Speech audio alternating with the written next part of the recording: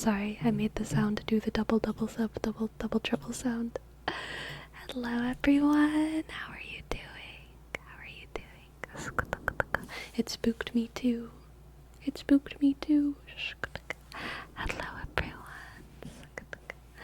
Thank you, thank you. It's my birthday. Thank you very much. Thank you. Thank you so much, Thunderwhite. It is my 75th birthday. I'm very grateful. Thank you very much. Thank you. Thank you, thank you. Thank you, thank you, thank you, thank you, thank you, thank you, thank you. Feliz cumpleaños. Gracias, gracias, gracias, gracias, gracias. Shika, shika, shika. Thank you, Agan. Thank you, Green Ninja, Jose, and Olivia, Zankaro, Oscar, Diego Zaki, Ray Room, WWJCDO, the Rainbow Pig, David. Hello, it's Lewis, Magma, Burnout Club, Love to Sleep the Closer, Destructicon, James, Malaconda. Thank you so much, everyone. Thank you, thank you, thank you, thank you, thank you. And thank you, TF Colton, for being the first sub of the night. T-shk, up, click, underscore, shk, C-O-L-D, oh, click, and sk. Thank you, TF Colton, thank you very much. Thank you very much. And Ratman, thank you for your bits. Thank you so much. Thank you so much for your 10,000 bits. Oh my gosh. Oh my gosh. Thank you. I think that's the most bits I've ever gotten. I think that's the most bits I've ever gotten. Oh my god. Thank you. Thank you so much. Thank you. Thank you. Thank you. Thank you. Thank you. Thank you. Thank you. Thank you. Thank you. Thank you. Thank you. Thank you. Click, click. More PS. More PS Prime. Oh my god.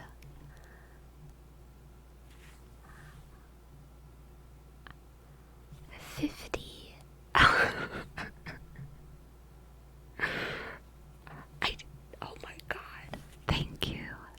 Morpheus Prime. Thank you so much. You just shot us straight up to a level 10 hype train. I don't understand how hype trains work. I feel like they just make up the levels. But thank you so much, Morpheus Prime. Thank you, thank you, thank you. Thank you, thank you, thank you. Click. O, shk. R, P, shk. H, click. E, sk. U, S, P, click. R, sk. I, dot. M, E, click. 9, shk. 3, shk. Thank you so much. Thank you. Thank you for your birthday gift, Morpheus. Thank you so much. Click, click, click. Happy womb escape day. I love that, Nonoha. Thank you. We should all celebrate the escaping from our cluster B mothers. How much cake have you eaten? Enough. Okay, trust me. Trust me. I have eaten many cake. How does it feel to be old? It feels pretty good. I'm still kicking. I'm still kicking, feeling alive. Have you given Creasy any? She did lick some icing, and I kind of let her taste it. She seemed fine with it, but she didn't stick around. She licked it. She gave it like 3 or 4 licks and then decided she was finished. Shika, shika, shika, shika, shika, shika, shika, shika, shika, shika, shika, shika, shika, shika, shika. Thank you, good dog. You look pretty good for someone who's 60. Thank you. Thank you. What kind of icing was it? I'm not really sure. I think it was vanilla icing. It was carrot cake. I don't know what type of normal icing goes on carrot cake, but it was normal carrot cake icing. I don't actually like icing very much in general, as a rule.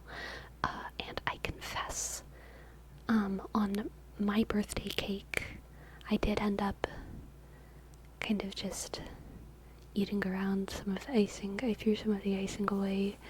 I threw a little bit of the icing away because cream cheese? Yeah, I think it might have been cream cheese, but it was like vegan cream cheese carrot cake icing. Because the most of the icing was okay, but on top of the carrot cake there was like those big swirls around the edges, and those big swirls were like too big for me. So I didn't eat the big swirls of the icing. Too much. But I love carrot cake, the cake part of the carrot cake. Very good. Malakaya, thank you for your tip. Thank you so much. I would love to give you a reading. Yes. You got any birthday plans? I'm streaming for my birthday. I wouldn't have it any other way, my friends. I would not have it any other way. A little can go a long way when it comes to icing. Honestly, I don't really need swirly icing on the cake usually. I'm with you there. I'm with you. That guy Larry. Thank you. Thank you for your bits. Thank you for your Larry bits. That sounded weird. Maybe I shouldn't have said that. Thank you very much. Volcanic Bear, thank you for your sub. Thank you so much. Thank you. Bishk. O. L. Click. C. A. Shk. N. I. Dot. C. Underscore. Click. Bishk. E. A. Click. I. Shk. 9. Shk. 6. Thank you. And the chains.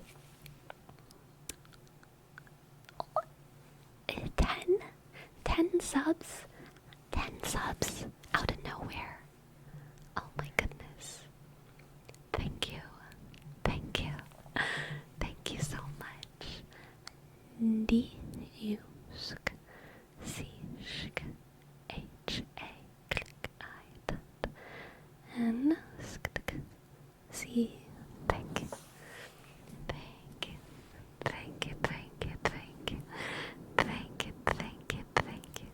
Thank you. Quite a night already. Gosh, y'all. I am lucky to have a birthday in the middle of September. Thank you to the Twitch gods for that one. Dr. Bach, thank you so much for your sub.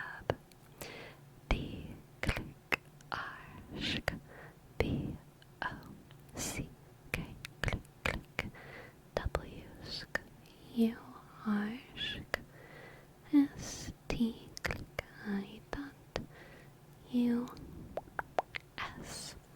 Thank you. And Burnout Club, thank you for gifting 5 subs. Thank you, Burnout Club. Thank you. B U shk R N click O U shk T click C L U shk B sk underscore. Thank you, Burnout Club. Thank you, Burnout. Thank you so much. Okay, I want to make sure I do Morpheus Prime's tarot reading. I want to use the Fae and the Ferns. What oracle deck do I want to use? Woodland Wardens. Woodland Wardens is calling. Yes. Yes. I love these two decks together specifically. I think they go very, very well together. I have so much to talk about, my friends. I'm so excited for tonight's stream. There's so much to talk about. Oh god, there's so much to talk about. But the first thing for now is Morpheus Prime's tarot reading.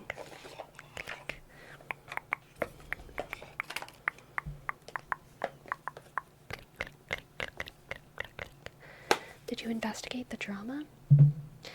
Honestly, there was much less than I would have thought. Nikocado avocado drama was kind of like, there isn't actually that much there.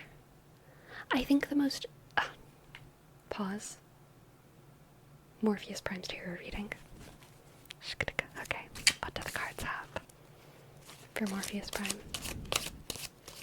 What do the cards have for Morpheus Prime?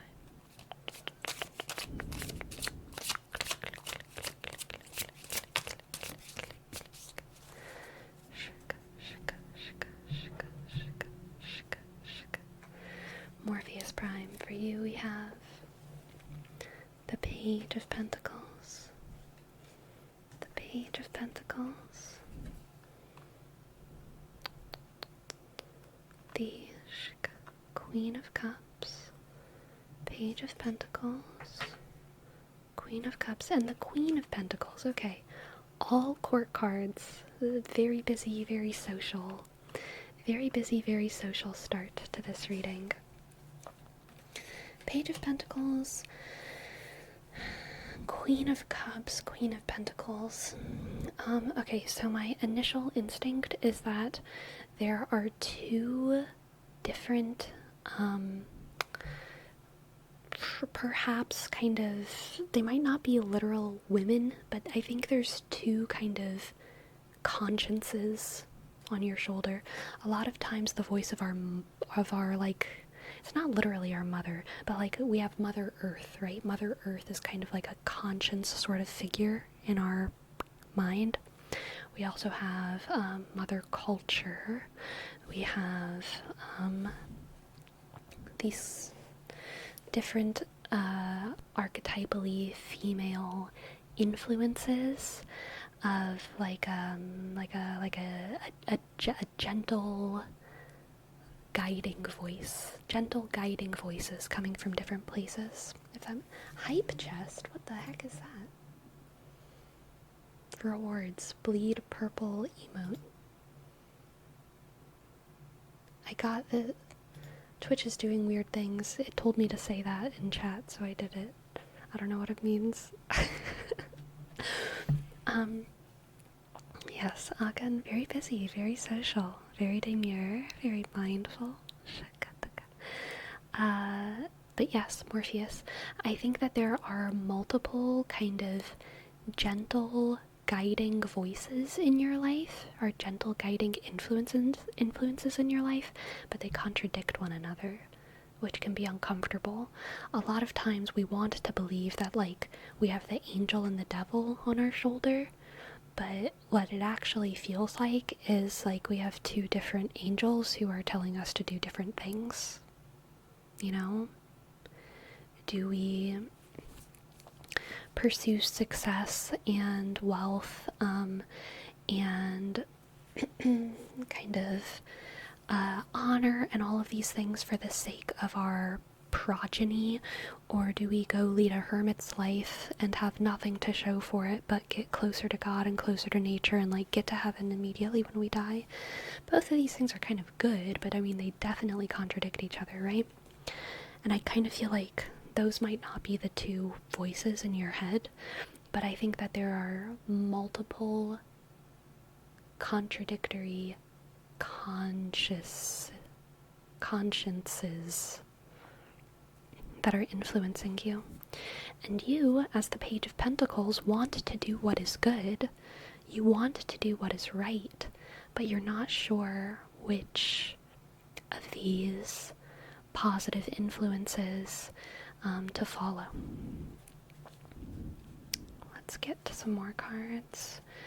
Next we have the Five of Swords, Control, the Ace of Cups, interesting combination here, Love, and the Ten of Swords, super interesting combination. Super interesting. Super interesting.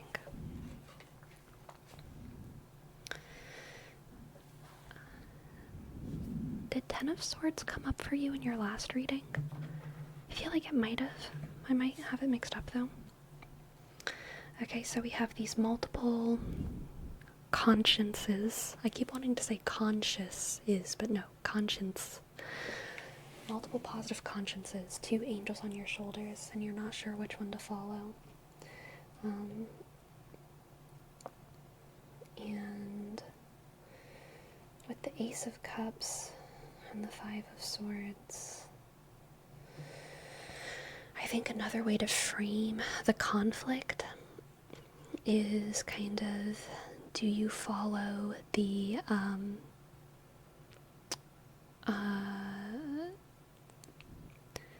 principle of exalting struggle, or the principle of exalting ease and love? Ease and love. Again, these are 2 heavily cultural influences, I think, or ideas, and neither of them are really wrong, but some gurus will say, follow what gives you energy, follow what fills your heart with love. Follow your heart, follow your passion, make your hobby your job. Do what you love and keep doing it. And then other gurus will say, you must follow the path of discipline, and you must do what is hard, not what you love. You must do what is hard. You must struggle. You must wrestle with God. You must go into the dark night of the soul. And how do you choose? A lot of times those things aren't opposed. I need to clear my throat.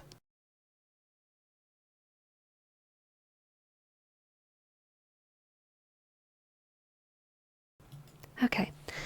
A lot of times those things aren't opposed from one another. For example, sometimes someone might follow their passion and it might lead them into discipline, lead them into the dark night of the soul, lead them into that struggle. And then for other people, I think in the case that you're in Morpheus Prime, you have a choice. You have a choice. There are these 2 paths, these 2 influences, and one of them, you know, will be full of struggle and strife, and maybe greatness is at the end. And one of them will be full of love and ease and peace and quiet, and maybe a different sort of greatness, a less worldly greatness, but maybe a more spiritual greatness, or a greatness in the next life rather than this life, or a greatness that, you know, your ancestors would see as something that is great, but not necessarily your current culture. And then we have the 10 of Swords, which is basically a death. I don't know any other way to interpret this so far rather than the death of the choice itself, but I want to pull more cards to see if we get clarity on that. Plata pin, thank you, thank you, thank you, thank you, thank you for gifting a sub.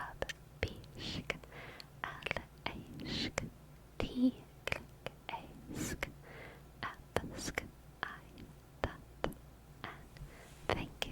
Thank you, he could be Hunter, and thank you, Be More. Thank you, thank you. Click. Alright, Morpheus. Next we have the 3 of Wands, the 8 of Swords. Interesting. So immediately what I'm getting from the 3 of Wands is that the death of the choice is more like the death of needing to take on the choice alone, and the acknowledgement that if you expand, or not necessarily expand, but if you tap into your social network, you can do all of them at once, because you are not by yourself anymore. So the 8 of Swords, the 3 of Wands, and the Queen of Wands. Interesting. This is great. This is great, Morpheus. Okay, readings all coming together. If you tap into your social network, you will be able to do all of these things.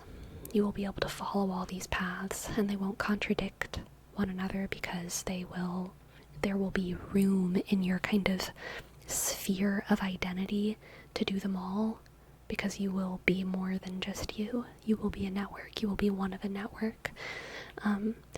The sacrifice of that, of course, is the sacrifice of a little bit of a sacrifice of control, a little bit of a sacrifice of autonomy, and a little bit of a sacrifice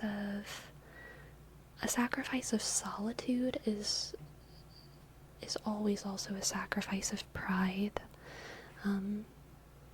because you will be relying on others' greatness in order to feel great yourself. You will be relying on the success of others. You will be relying on your role as a support as much as your role as a lead character, so to speak, in order to experience the finality of all of these different paths and courses. But the Queen of Wands ultimately here is success, and it's such a good way to bring together that initial Queen of Pentacles and Queen of Cups. When you have these two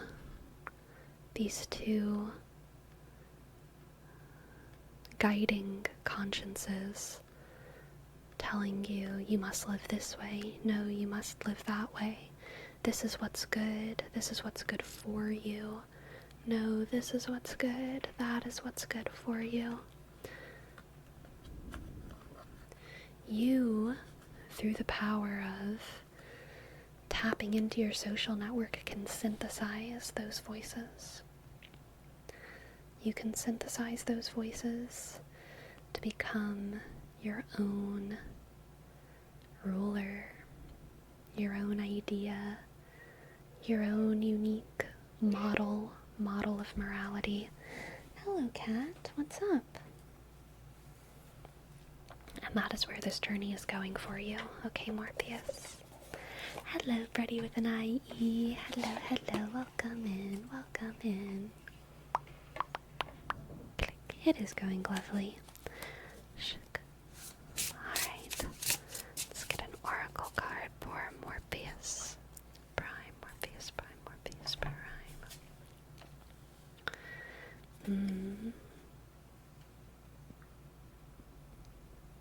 We have the quail and the gooseberry. The quail and the gooseberry. Anticipation. Hi. Do you want to come onto the chair? I'm wearing white today, so it's a very good day for you to come sit on the chair with me, but only if you want to. You can also just stay right there and keep petting yourself on my hand. That's fine too. But I think you should come jump up here. We shall see what her decision is. Morpheus Prime, the quail and the gooseberry. Anticipation. I'm anticipating my cat jumping on my chair right now. I think that what you need to anticipate here is this Three of Wands.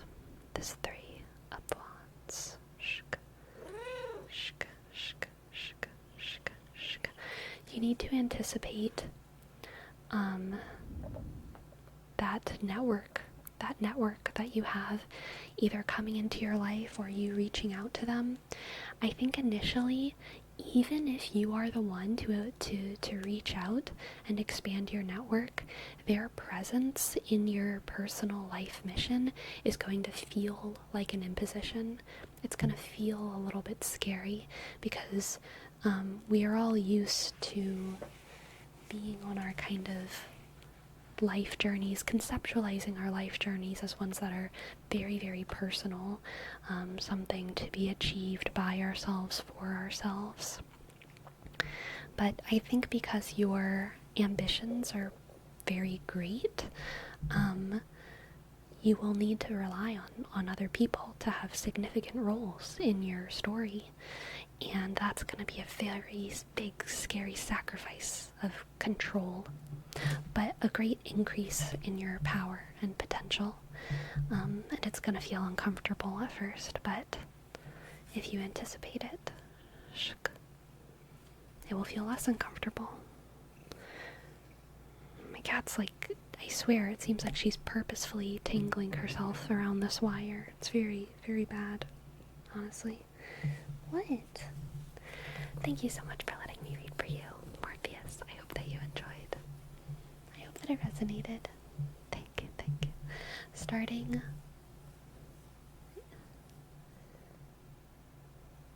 a quart of... What's SAF? Which one is SAF? A quart of... Oh, frost, a quart of... What is it? Sex and frostlight. What is it? What is this? Stars? Is it stars? I feel like it's frost. Frost and starlight? A quart of socks and ferns? Yeah. Excellent. I'm excited for you. I'm excited for you. Too direct of a title. Yo. I was thinking about this the other day, alright? People joke, and I as well joke, about Sarah J. Maas books. You literally said it in chat. I'm so sorry. I'm a dum-dum. People joke about Sarah J. Maas books and her ilk being smut. Being, like, literally erotica, LOL. And there's a lot of this stuff on TikTok and YouTube shorts that I see, like, oh my god, if only people knew that I was literally reading erotica in public. And they're, like, giggling with their Sarah J. Maas books. And can I just say, you're not. You're not. You're not. Okay? I was trying to think of a good comparison, and I thought of one. It wasn't very hard at all. And now I can't think of it. What are they called? What are those, what's that detective guy? The violent detective? What's that violent detective man? James Bond. It's more like the female version of James Bond movies, okay? James Bond is not enjoyable for a lot of women to watch, but it is enjoyable for some women to watch. He's a spy, whatever, same. I don't watch these things. But it's kind of a male power fantasy, but there is a lot of plot, there's a lot of spectacle, there's violence, there's bloodshed, and then there's like hot women and like sex. It's not porn, though.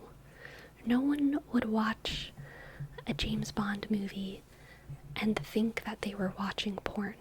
Christians might be like, this is a little bit much for us. But it's obviously not porn.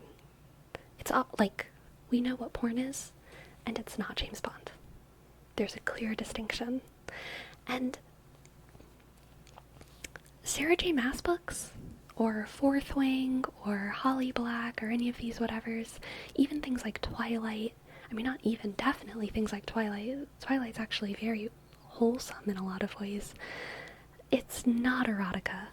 It's not erotica. Anyone who's read erotica knows that these books are not erotica.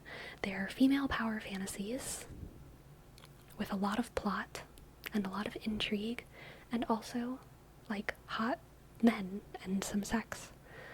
But it's just like, it's just not smut. It's just not. It's very different. I think the same as movies having some scenes. It's just part of it. Right. Yeah. People who think young adult fantasy is smut don't know. Well, I wouldn't say Sarah J. Maas is young adult fantasy. I mean, obviously all of these genres are, like, arbitrarily defined, but they are kind of starting to put it into this new genre called new adult, because it does have such adult themes. But even still, I mean, it's not smut, it just has adult themes. Neo-adult, exactly. And yes, Green Ninja, we will get to your reading. Thank you for reminding me. I have a cat here in my mouth. It's kind of the same thing with Game of Thrones.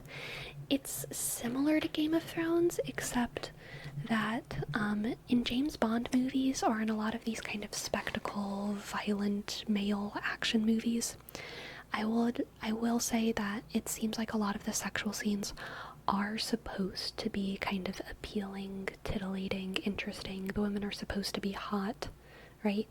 And so there is this appeal, like there's a sexual appeal to it, whereas Game of Thrones, I would say, generally speaking, is more grimdark. So it's very brutal, and a lot of the sexuality depicted in Game of Thrones is actually supposed to be kind of like repulsive. It's not really supposed to be very appealing. Some of it is, but I would say, yeah, things like, these male-oriented action movies, as well as like Sarah J. Maas, Twilight, Fourth Wing, whatever, it's more, it's appealing. It's supposed to appeal to our senses. I guess if you consider any depiction of sex as smut, you can classify pretty much anything as erotica. Yeah, but most people don't.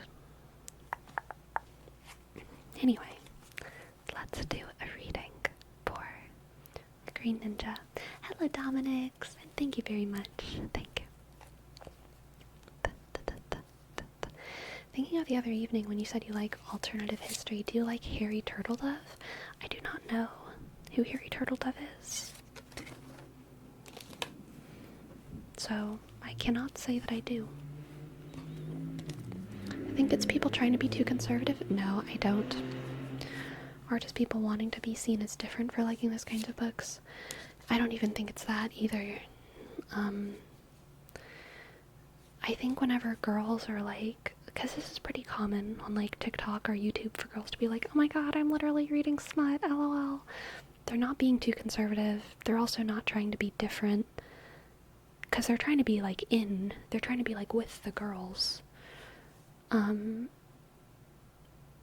they're definitely not being too conservative, so it's something else. I mean, I think it's just, I think they're just not thinking about it clearly. I actually think it's kind of sweet, because it makes me think that maybe they haven't read erotica. Just very wholesome of them.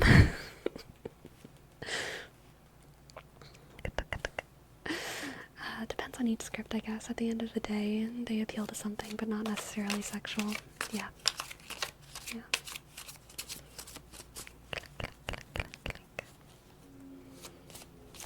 Alright.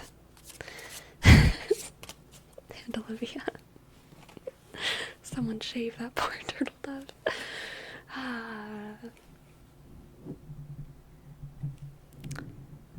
Y'all have the best sense of humor.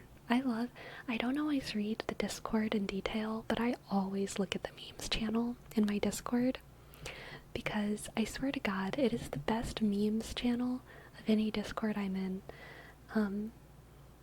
Because I think y'all have the best senses of humor. I'm so grateful. I'm so grateful for y'all. Alright. Yes, 50 Shades is actually erotica. 50 Shades is smut, and it is based off of Twilight. It's smut based off of Twilight. Okay. On that note, let's see what the cards have for Green Ninja. Green Ninja, Green Ninja, Green Ninja, Green Ninja. Green Ninja, Green Ninja, Green Ninja. Ace of Pentacles, very good, very good. The Seven of Swords, very good, very good, very good. And the Six of Pentacles, okay, massively optimistic, and like productive reading here, Green Ninja. This is, like a boost of energy, a boost of productivity, yielding very positive results that you're then able to export to other people to yield even more downstream positive results. It's actually like a very clear-cut reading, I would say. Ace of Pentacles is kind of a burst of energy, a burst of new resources, some kind of productivity that comes from an external force that makes you able to produce more. Seven of Swords.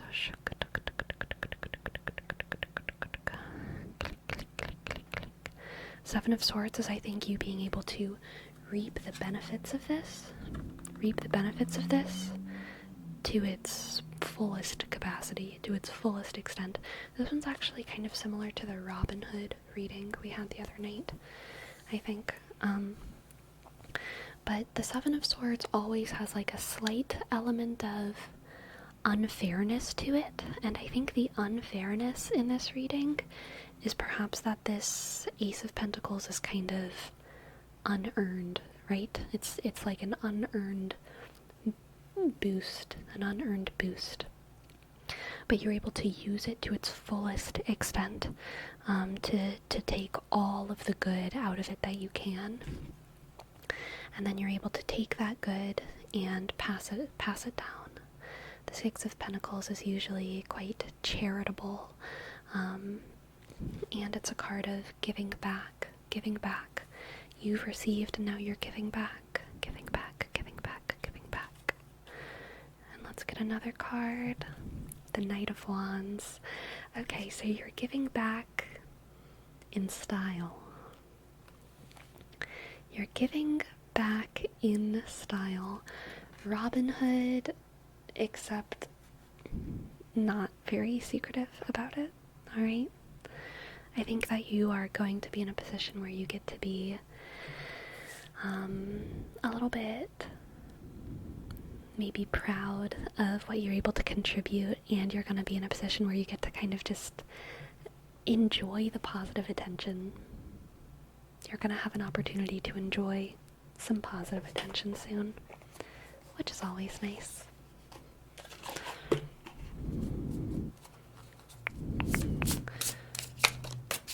The Knight of Wands never takes things too seriously either. You know, the Knight of Wands, oh my gosh, I have like a new archetype for Knight of Wands forming in my head right now. Knight of Wands is kind of the upside down Spider-Man kiss. Okay? It's like there's no commitment, but there's a major ego boost, kind of, in that moment where Spider-Man gets to feel like Spider-Man when he kisses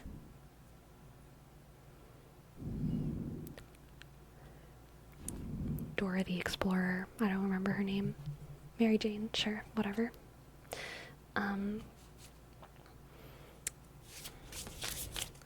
Getting to feel like Spider-Man, getting to feel like the kind of version of yourself that you love the most.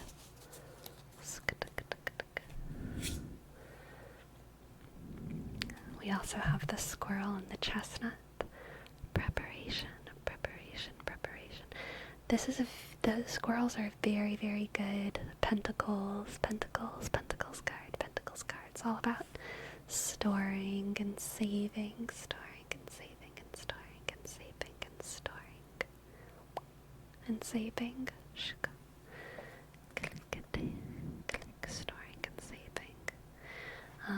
And also giving, you know, having enough to share.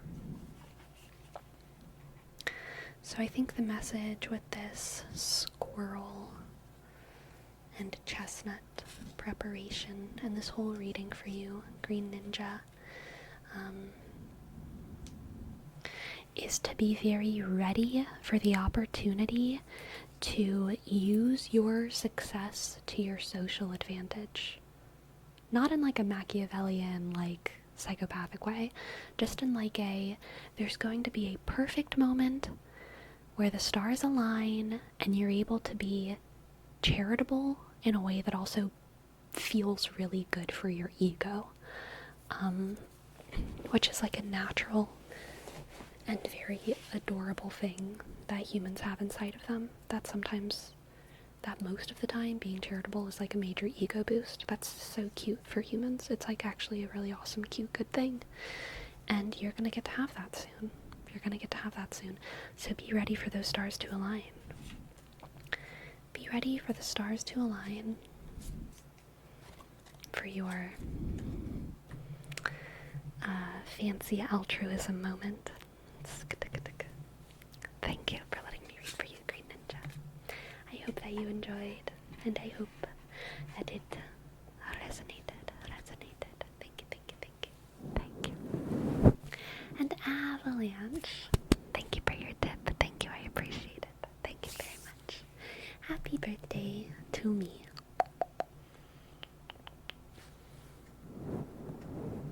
Empire Social, thank you. Here's a little gift also. Are you gonna play Space Marine 2? Oh my gosh. I have too many books to read. I'm not playing any new video games until the end of the year, alright? January 1st, I will reevaluate my life. But until January 1st, I am on a hardcore book era. I just dropped my squirrel and chestnut card. So sad. I'm on a hardcore book reading era, and nothing will distract me. Alright? Not even Space Marine 2. Not even Space Marine 2. I need to expand my brain until Christmas. And then next year I'm gonna be dumb again, okay? Next year I'll be back on my dumb girl shit.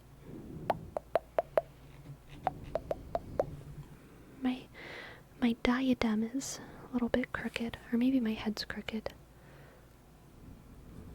I don't know. Andrew Bell, thank you for your prime. Thank you so much. A click N D click R shk E W click B shk E double L 1. Thank you very much. Thank you. World famous beef. Just get into audiobooks? No. Audiobooks, I have consumed audiobooks before. I consume a fair amount of educational podcasts, and I certainly learn from them, but I'm not able to marinate on the knowledge as well as I am able to whenever I read. Reading is a much more all-consuming experience by its own nature. You can't multitask when you read, and I think that is one of the positive qualities of reading as opposed to audiobooks.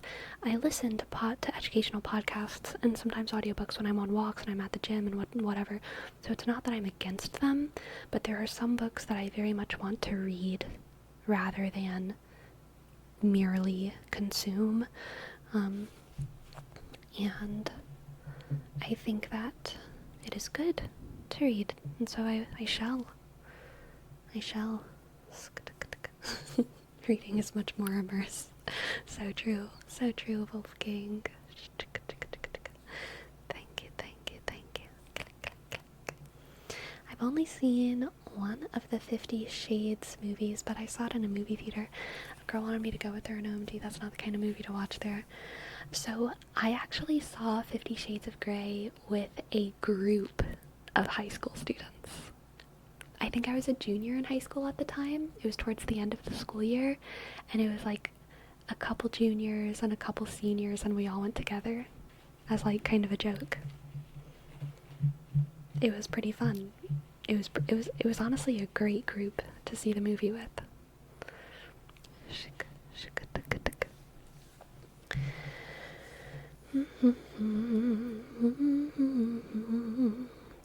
A joke on who? Yeah, a victimless joke. Destructicon, okay? There is no victim here.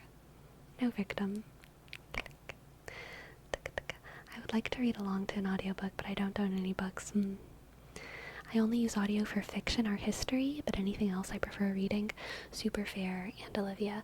I think one of the greatest, like, benefits of reading as opposed to audiobooks is that, like, you can slow down and speed up, and you can also read over the same sentence over and over again really quickly. You know, you don't have to, like, navigate your, back 10 seconds, forward 10 seconds, slide the thing very tenderly, like, thing. And especially if you're reading hefty works, like things that really require your brain, it's really helpful to be able to reread a sentence without interrupting your flow. A lot of times when I'm reading, depending on the type of work that it is, especially if it's like kind of philosophical, it's really more like I'm looking at 2 or 3 sentences and I'm just like consuming all 3 sentences at the same time, and then I'm like moving on to the next 3 sentences. I'm just like, I'm consuming them as a piece. I'm not seeing it as like sentence 1, sentence 2, sentence 3, like in order. I'm just like, it's like a bite. It's like a bite of a pizza, and I need to, like, look, I don't know, it helps me to see it. It helps me to consume it better if I see it. Block reading? Yes, block reading. Yeah. It's good. It's a good concept. Do you do the sommelier thing where they smack their lips? No, I do not. Would that I did. Would that I did. My friend listened to meditation from Marcus Aurelius and was like, no, you need to think about each paragraph. Yeah, exactly. That's what I do wrong. I'm not tenderly sliding my phone. It's so true. It's a skill issue, Destructicon. I bet the Gen Alphas can navigate audiobook phone sliding mechanics more tenderly and more successfully than the rest of us. I feel the biggest benefits of an audiobook is their biggest downside, being able to multitask. I agree. Loser Mars, thank you. Thank you for your sub. Thank you.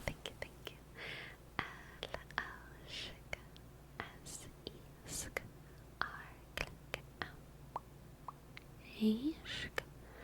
R-C-I-C. Thank you, Loser Mars.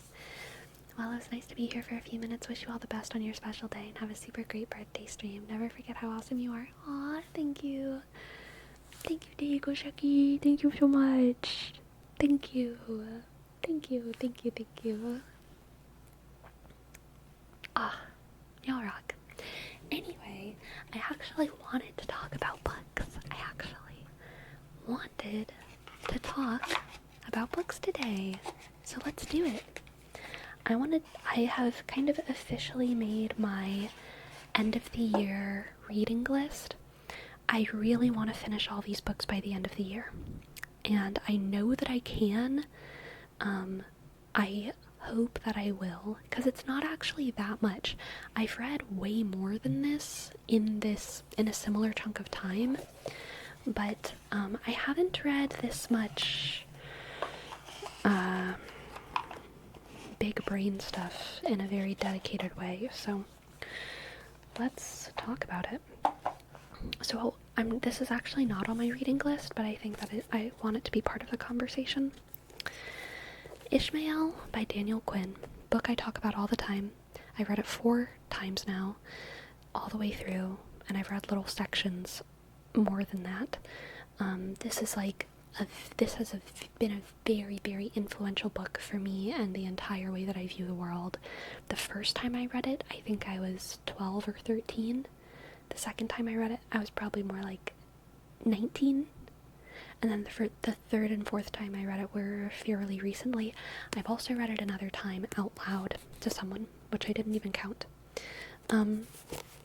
This book is just, it's not perfect in its philosophies, but it's deeply influenced the way that I think about humanity and humanity's relationship to civilization and humanity's relationship to the earth, humanity's relationship to creation. What's it about? It is about a man who learns about humanity from the perspective of a gorilla. And it is very good. It is very good.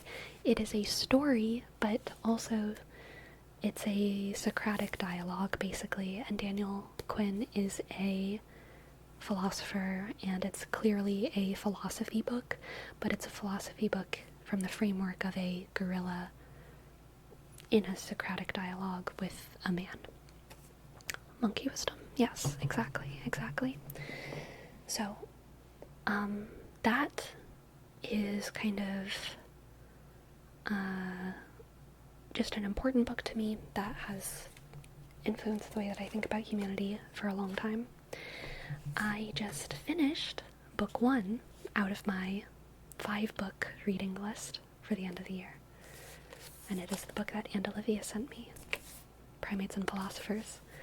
Clearly, there's a little bit of a thread here of monkey. Which is part of the reason why I was so excited to read this book when I received it in the mail, and I loved it. I read it in 3 days, 4 sittings, 3 days. This is a collection of essays talking about human morality and human ethics as a continuity of evolution, basically, talking about morality in the context of evolutionary biology rather than in the context of philosophy. So it starts off with an essay by Frans de Waal, who is a primatologist and bioethics guy, talking about the very rudimentary kind of moral and ethical systems that are observed in the great apes, and how we can view human morality as a kind of direct continuity of those same altruistic urges, biological urges. And then after that there are comments, which are essays by other bioethics people, other philosophers and animal scientists, mostly arguing with Frans de Waal, saying, this is why you're wrong, this is where your theory needs a little bit more work, I agree with you on this, but not exactly this is kind of iffy, but I like what you say about this. So that was very interesting. And then at the end, it's Frans de Waal's ultimate response back to them, kind of synthesizing everything, bringing it all together, and it was very good. It made me feel very warm and fuzzy on the inside, and it also blew up my brain, and I spent many as in 2 lifting sessions thinking deeply as I rested between my sets about these concepts, okay? Just thinking about bonobos. I also learned about gibbons, which wasn't even directly talked about in this book, but this book talked so much about the great apes, and then it was talking about monkeys, and then I was like, are monkeys the lesser apes? I wasn't sure for sure if monkeys were the lesser apes, so I googled it, or that's not true, I perplexity'd it, and that was when I learned about gibbons, which somehow I had just never learned about before. So it turns out there's monkeys, which are the little tailed primates that we all know about, that hop, and they're kind of dumb, but smarter than most things. And then there's the great apes, which are shockingly similar to humans in many ways, and they're very big and tall, and they're very strong. And those are orangutans, chimpanzees, bonobos, gorillas, and something else that I can't think of. What's the last great ape? There's 5. Oh, humans. Those are the ones. And Then there's gibbons, and gibbons are the middle.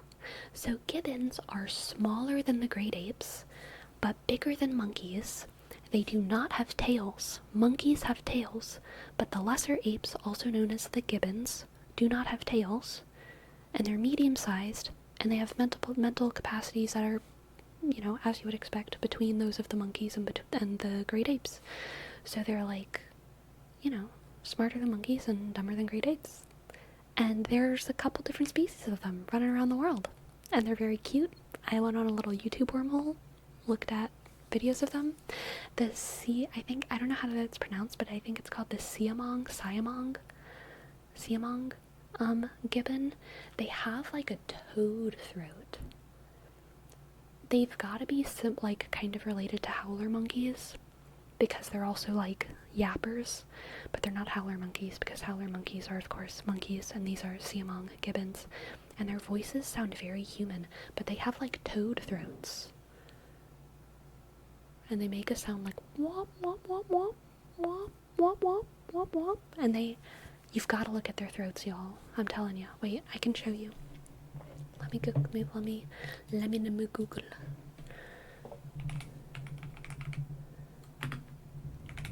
Siamang gibbon. Let me show y'all this toad throat.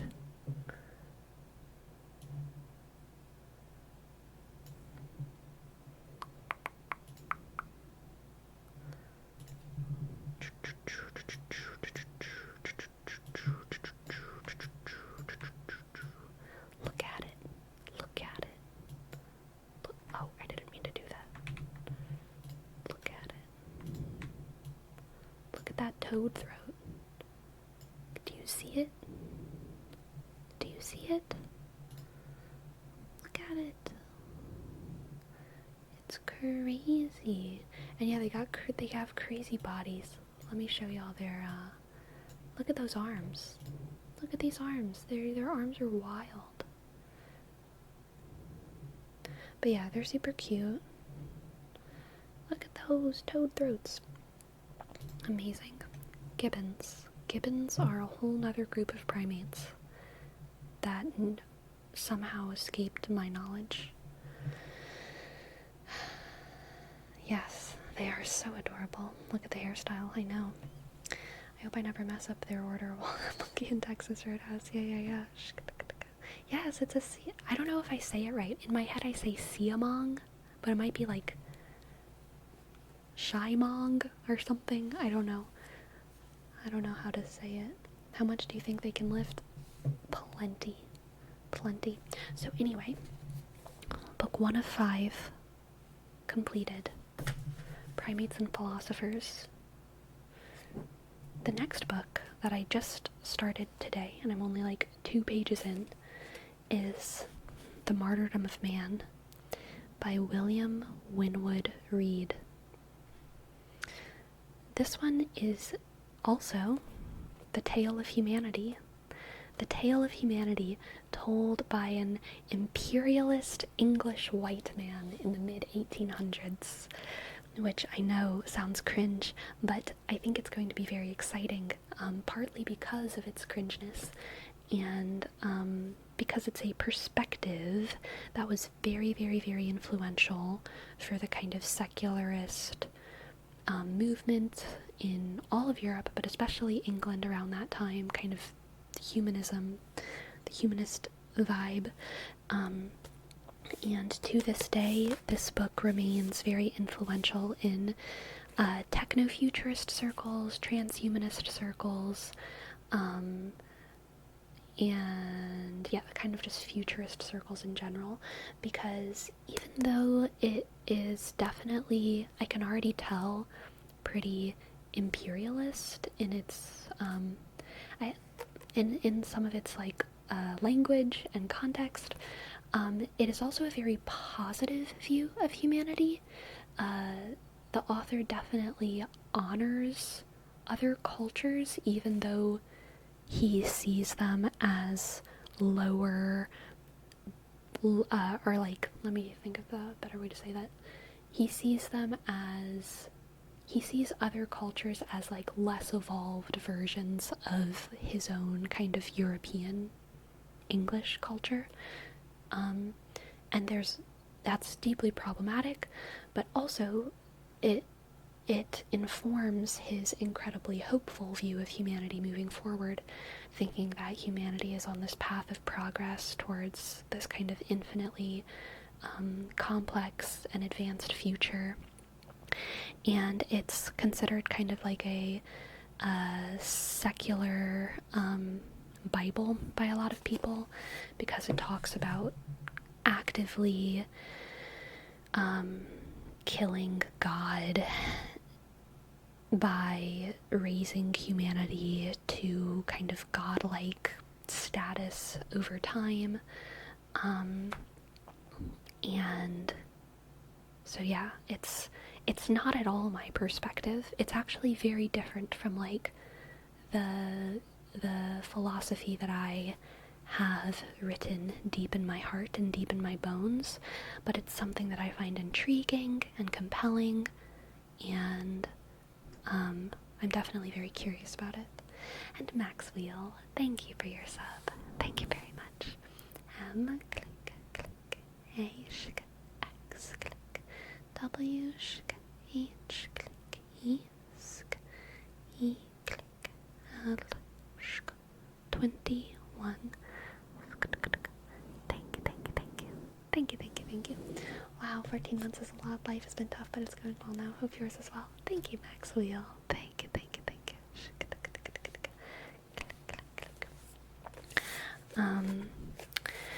So let me see if there's any excerpts. So I think what's interesting is like this author began his book as he wanted to just talk about his travels in Africa. He's this English guy who went to Africa twice for a couple years each time, and he was like, I just want to talk about what I found in Africa. But he basically got carried away, and he was like, in order to talk about what I found in Africa, I think I have to tell the entire story of Africa, because all these English people are dumb and they won't understand unless I tell them the entire story of Africa. So he started telling the entire story of Africa, and then he's felt like he had to write an entire history of religion, because he got to a certain point in the history of Africa where he was like, okay, I have to talk about the entire history of religion. So he talks about all of the Abrahamic faiths and their origins. And then the last section, I think, is about, intellect.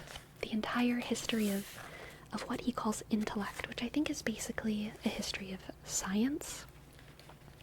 And that's the chapter that he ends on. But to give y'all a feel of the vibe, I'm just gonna read the last bit of it. Spoiler alert. They are the opposite of modern textbooks. Instead of left as an exercise to the viewer, he went, let me give you every single piece of context. Yeah, basically. Let's see. We shall not deny that many beautiful sentiments are often mingled with the faith in a personal deity and with hopes of happiness in a future state. Yet we maintain that, however refined they appear, they are selfish at the core, and that if removed they will be replaced by sentiments of a nobler and purer kind. They cannot be removed without some disturbance and distress, yet the sorrows thus caused are salutary and sublime.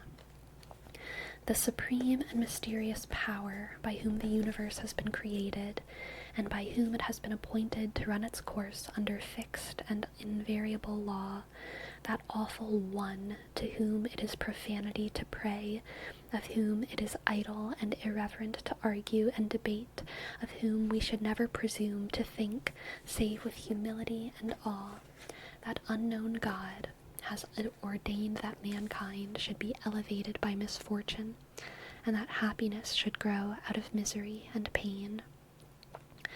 I give to universal history a strange but true title, the martyrdom of man, In each generation the human race has been tortured, that their children might profit by their woes. Our own prosperity is founded on the agonies of the past. Is it therefore unjust that we should also suffer for the benefit of those who are to come? Famine, pestilence, and war are no longer essential for the advancement of the human race, but a season of mental anguish is at hand, and through this we must pass in order that our posterity may rise. The soul must be sacrificed, the hope in immortality must die. A sweet and charming illusion must be taken from the human race, as youth and beauty vanish, never to return.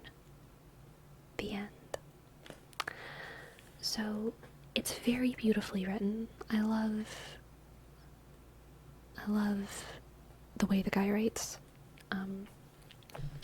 So, that is an account of all of human history with a very clear perspective looking forward into the future. Niski, thank you so much for your happy birthday wishes, and I'm so glad that you finished the Maze Runner. Very nice, very nice, very nice, very nice. And Sid, thank you for your tip. Thank you, thank you, thank you. Thank you very much. Kind of a doomer vibe, though. I don't think it is a doomer vibe. I think it's a positive vibe. I just don't know where. I haven't read the book yet, so I can't tell you exactly where those. I can't read excerpts because I don't know where they are. But I've read other excerpts, I've read other excerpts of the book. I just don't know where they are in the book because I haven't read the book yet. That are definitely very, very hopeful and techno-futurist. So I know that its general thrust is futurist, but it also has a pretty unique perspective on humanity. I think you missed Molokaya's copy for a reading. They were before Green Ninja. Oh my goodness. Okay, let's see. Thank you, Molokaya.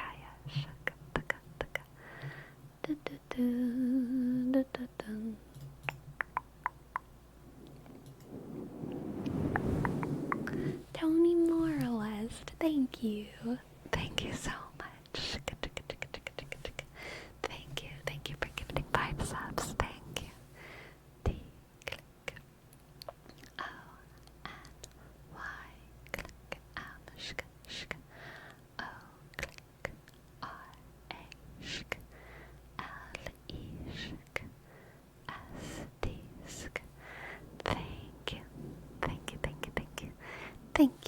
Thank you very much. Thank you. More than doomer vibe, the little excerpt read to me is acceptance of the path our history takes. Not necessarily that we're doomed, but that struggle is constant. Yes, I definitely agree with that. It's very pro-struggle. It's an interesting take on humanity. I wonder how it evolves or develops during the rest of the book. Yes, I will let y'all know the details. I'm going to clear my throat again and then do this reading for Molokaya. Thank you so much. I'm so sorry that I didn't see your reading. Thank you.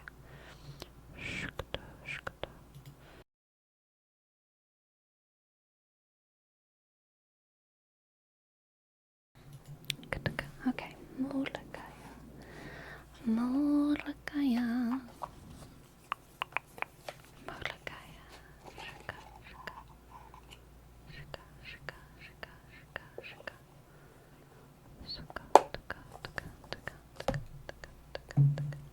What was the name of that book again? The Martyrdom of Man, which I think I'll be able to get through fairly quickly because it's very, very readable and it's not too thick. But I will say, the margins on these pages are kind of wild. Look how close it is to the middle of the book, So it's bigger than it looks. This book has normal margins. You see what I mean? Normal margins. See all that space? Here's Ishmael to prove my point. Normal margins. This book has tiny print and no margins. So it's definitely bigger than it looks, but I'm excited. How many pages can you read in a day of dedicated reading? In a day of dedicated reading, I mean, obviously it depends on the book, but definitely, like, I would say probably 1 to 200, depending on the book. 200 is usually the max. If I'm, like, at the end of, like, a fantasy book, sometimes it'll be, like, 300, you know, or if I'm, like, really in it, but that's rare. Usually, comfortably, 100 pages in a sitting. And 200 pages in, like, what 200 pages would be like a long dedicated reading session.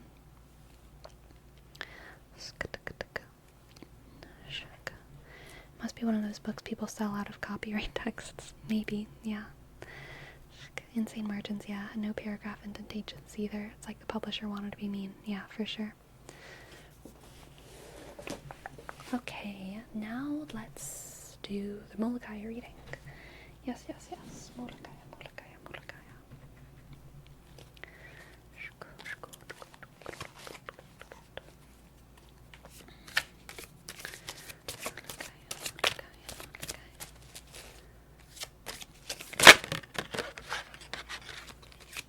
Molokai.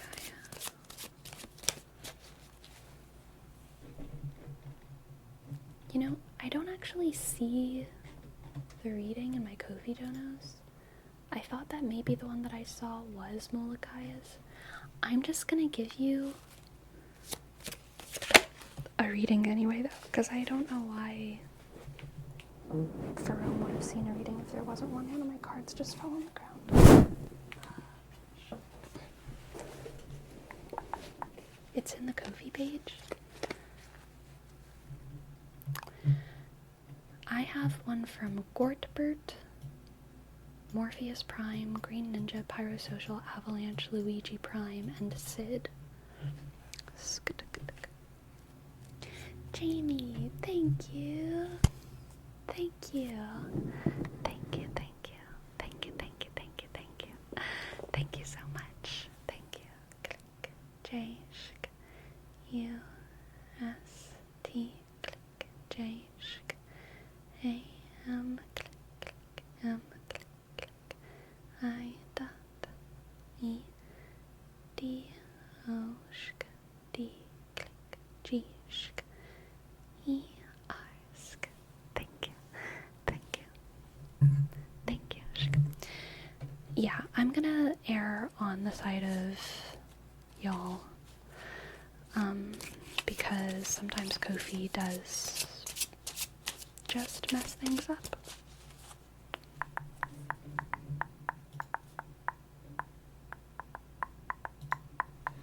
Click, click. Alright. Molokai.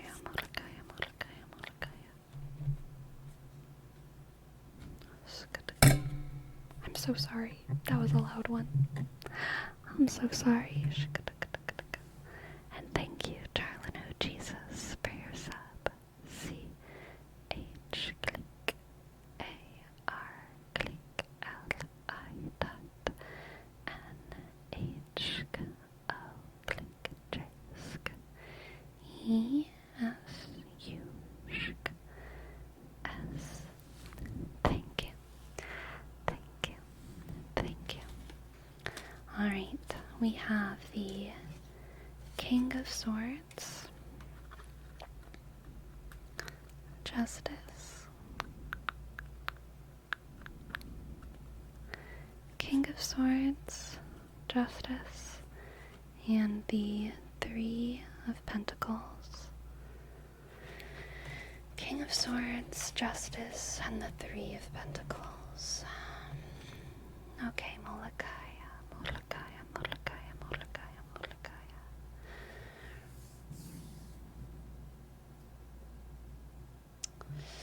Interesting. I think this is you, Molokai, not being able to,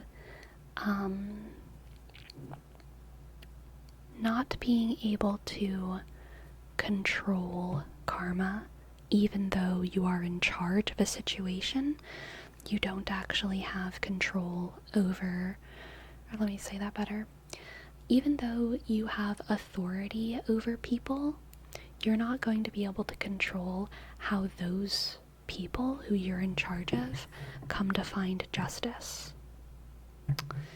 You are the lawgiver, but they are the society, and justice is blind. Justice is blind. No matter how much authority you have in the situation, you don't have control. Full control. Let's get some more cards. The Tower, the Eight of Wands, and the Nine of Swords. Interesting. Yeah, I feel like you're watching a catastrophe.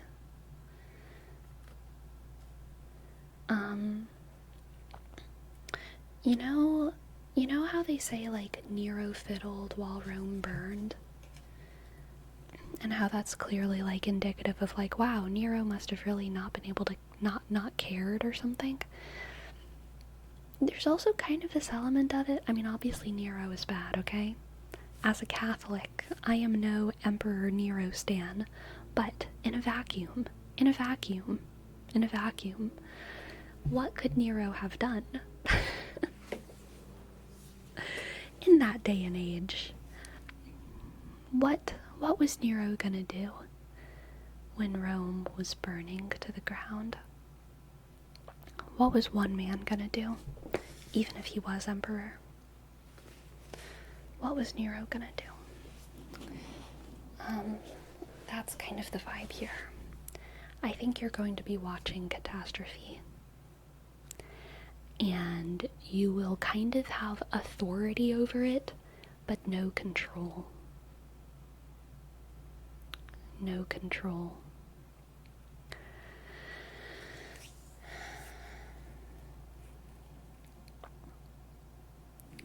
Unlike Nero, though, with this Nine of Swords, you're not going to be fiddling. The Nine of Swords in the original tarot, the Rider-Waite tarot, is someone like in bed, and the swords are hanging over their head, and they have their hands in their head, and it's clearly kind of a card of mental anguish, something like remorse or guilt or fear. It looks like they've just woken up from a nightmare. And I think that, yeah, you're going to be witnessing something and you're going to feel very, very responsible for it, even though it's not something that you ever had any control over. But you are the person who's going to bear the guilt, and you might be the person who has the responsibility to pick up the pieces and figure out how to repair it. But yeah, you're gonna watch some dark stuff go down under your jurisdiction. Next we have the Seven of Pentacles, the Five of Swords,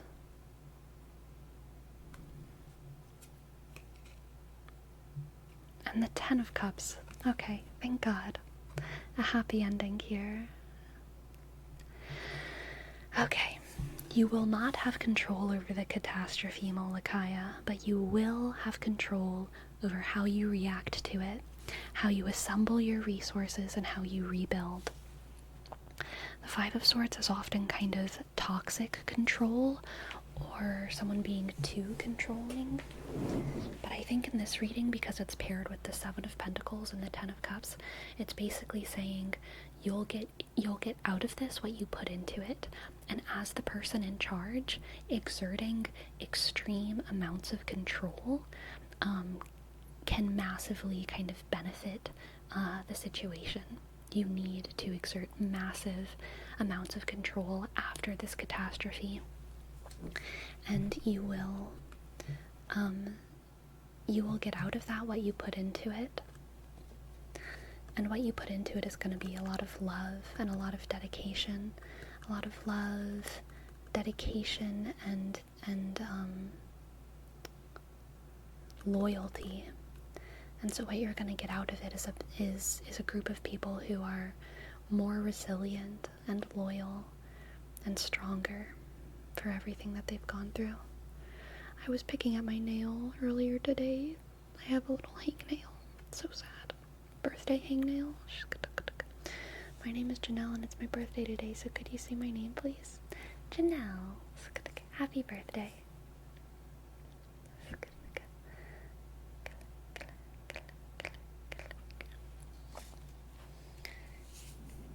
Let's get an oracle card.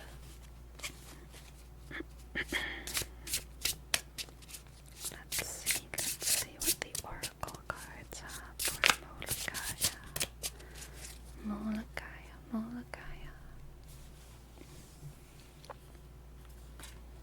We have, perfect, the skunk and the magnolia.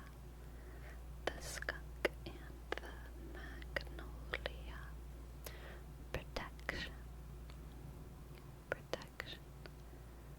Protection. Protection. Protection. Protection. Ah, McJake, hello. Thank you so much. Thank you.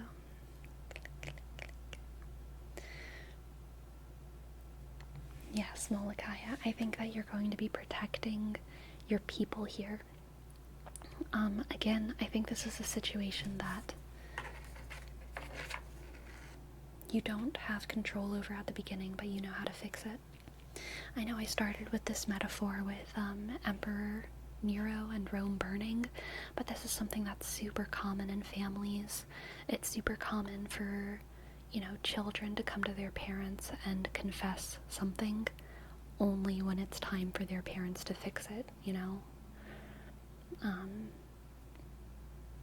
and up to that point, the parents are in charge, but they don't really have control of their kids. So they're not really responsible for their kids fucking up in whatever way that they did, but they are in charge of responding to it appropriately and amending the situation. This thing happens at work all the time with bosses. It's a very common situation to have authority, but not necessarily control. And I know that you're going to handle it okay. You're going to handle it okay because you clearly have a lot of love for the people who are in your circle, and you're going to dedicate so much to them, and that's what you're going to get out of it. You're going to get out what you put in. So good luck, Molokaya. Thank you so much for your tip. I'm sorry that I didn't see it. I'm sorry that sometimes Ko-fi is bad. I still love Ko-fi as a service, but sometimes they be messing stuff up. But thank you so much. Thank you so much. I hope it resonated. I hope you enjoyed. Thank you. And McJake, thank you for your tip. Thank you. I know you're wondering, I had a monster leg day.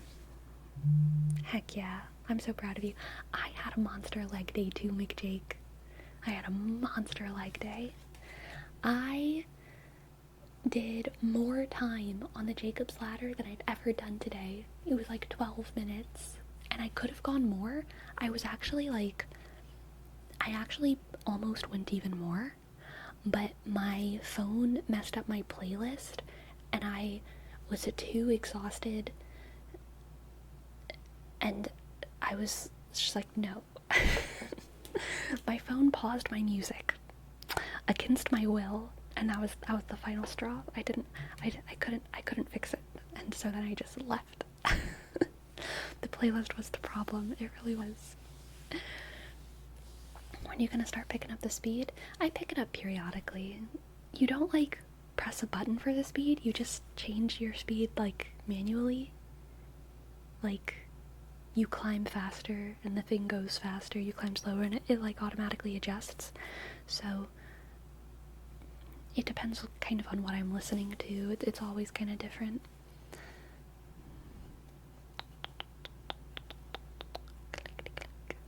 Thank you so much, I love it. Oh, I'm glad, Malakaya. I'm glad. And Sinchope, thank you for your tip. Happy birthday, can't believe it's already been a year since last time. I know, it's crazy. Looks like a lot of reading, so no worries if you're not taking any more. Aw, thank you. Thank you so much, Sinchope. Yes, I want to keep going through my books and talking about my book journey, but thank you so much for your tip. Thank you. I really appreciate it. You should try doing a ladder sprint at one point, see how fast you can go. I've basically done that. I mean, I have gone as fast as I can go, but I usually can't go as fast as I can go for more than like 2 minutes. That's pretty rough. But I did have a monster leg day today. I don't think I hit any PRs. Well, no, I think I upped the weight. I upped the weight on my Bulgarian split squats. Now I'm doing 55 pounds. 55 pounds for my Bulgarian split squats. So that's fun. And then, did I up the weight on anything else? I don't think I did.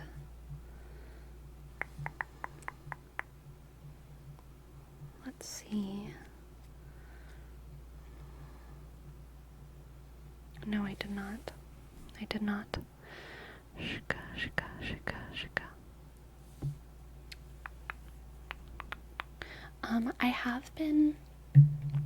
I really like working my hamstrings, but I hate all leg curl machines. I feel like they don't fit me, and I don't like them, so I refuse, okay? I refuse to use them.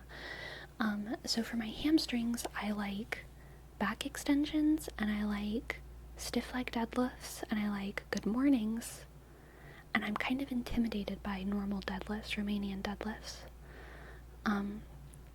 And my favorite are stiff leg deadlifts and back extensions for my hamstrings. But today I was like kind of experimenting. Good mornings are very similar to a stiff leg deadlift, I would say.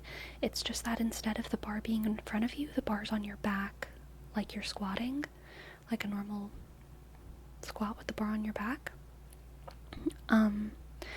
But whenever I first learned about good mornings as a hamstring exercise was when I was just working out at home, and so I was just using dumbbells for them, which basically means I was doing a stiff leg deadlift that was kind of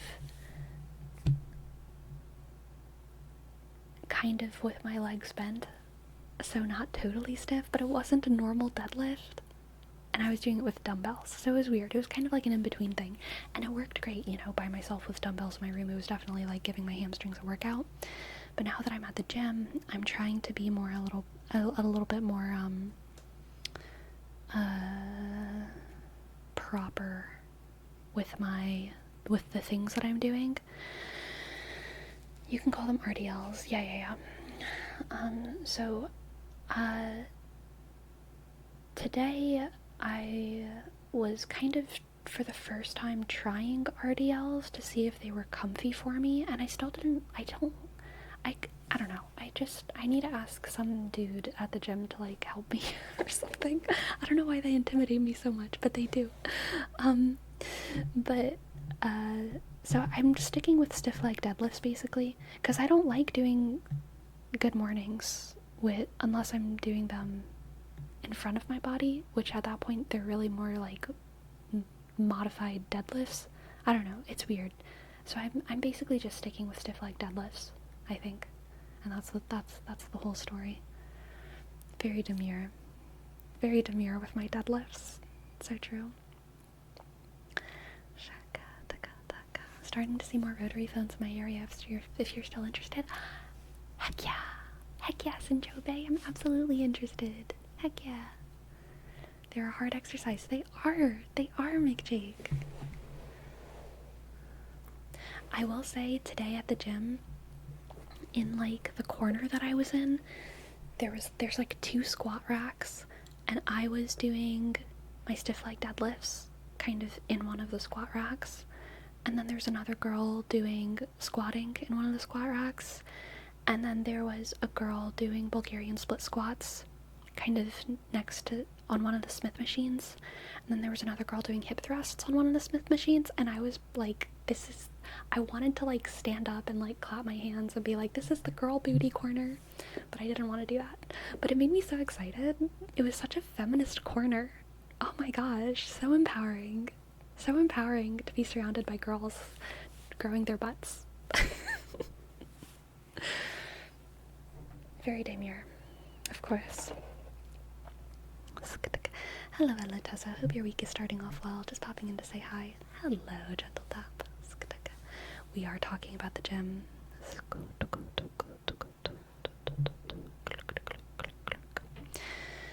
Sleepy, in comparison to other girls in your gym, are you the one that lifts heavier? You think I'm looking? Single leg press, single leg extensions, walking lunges. I tried doing the walking lunges, McJake, and I was so bad at it. I felt so unstable. It was humiliating. It was humiliating. Which means that I have work to do. I have work to do.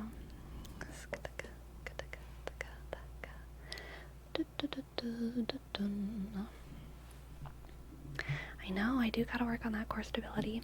I'm honestly surprised that it was so bad, because I do consider myself to be like comparatively someone who has like a pretty good core because I did so much Pilates, but I guess I don't when I'm holding that much weight.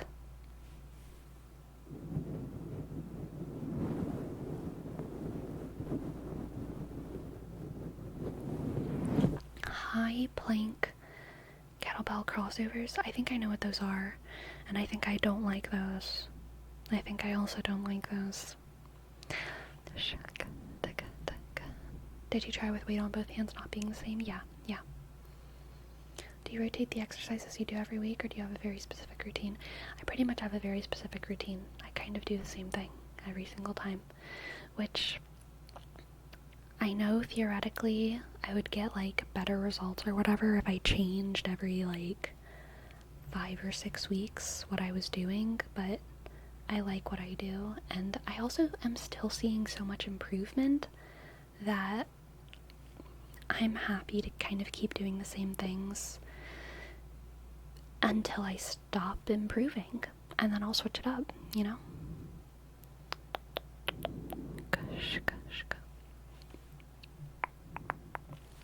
Anyway, back to my books. Back to my booky books. We just finished talking about the martyrdom of man. The Martyrdom of Man by William Winwood Reade. So, ultra-secularist, techno-futurist story of mankind. The next book is a book that I started years ago and have come back to every 6 or so months to read like a couple paragraphs of and then put it down. And that is The Chalice and the Blade. I love this book, but it's so historically dense that I end up going on Wikipedia wormholes because there's so much context that I want to learn more about. But this book is a account of the Neolithic times, which are right after the Paleolithic times. So it's kind of, it's not quite prehistory, but it's very early history. It's that age of archaeology where we have a lot of artifacts and clothing and architecture, but not a lot of books, written accounts of history, not epics and stories and things like that. We have a lot of archaeology, so it's talking about people who are not hunter-gatherers, and who are definitely kind of living in settlements, but hadn't necessarily developed, like, written language yet. Fertility dolls, yes. And it's a feminist account of history. It kind of talks about how a lot of these Neolithic cultures used to be kind of fertility goddess worshipping,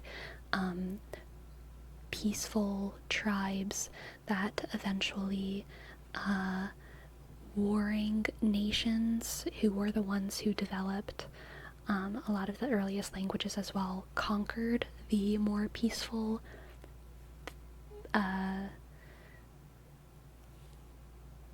Neolithic societies. I don't know if all my language is totally historically accurate there. I need to get back into the book to help my language be better. But it's definitely, kind of a book that criticizes patriarchy from, like, a very deep history perspective. And I think actually one of the most recent chapters I read was about, instead of calling it patriarchy, she calls it androcracy, or androcracy. Let's see if I can find the place where she defines those words, because she does.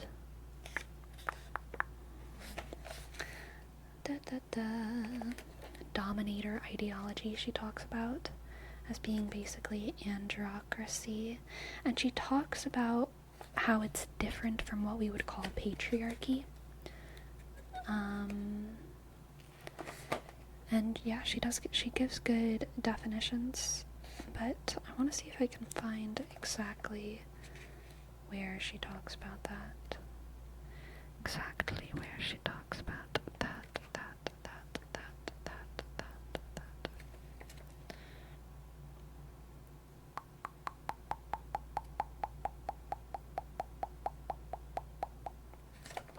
Here we go. I think this is it. Partnership. So, before this point in the book, she basically talks about dominator societies versus partnership societies. And here's where she wants to make her own language more specific. So she says, partnership and dominator are useful terms to describe two contrasting principles of organization we've been examining, but though they capture an essential difference, they do not specifically convey one critical point. There are two contrasting ways of structuring the relations between the female and male halves of humanity that profoundly affect the totality of a social system.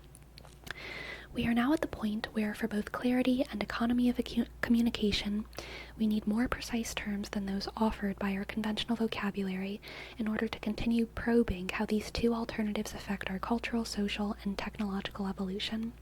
We are also about to take a close look at the civilization of ancient Greece, which was noted for the precise expression of scientific thinking.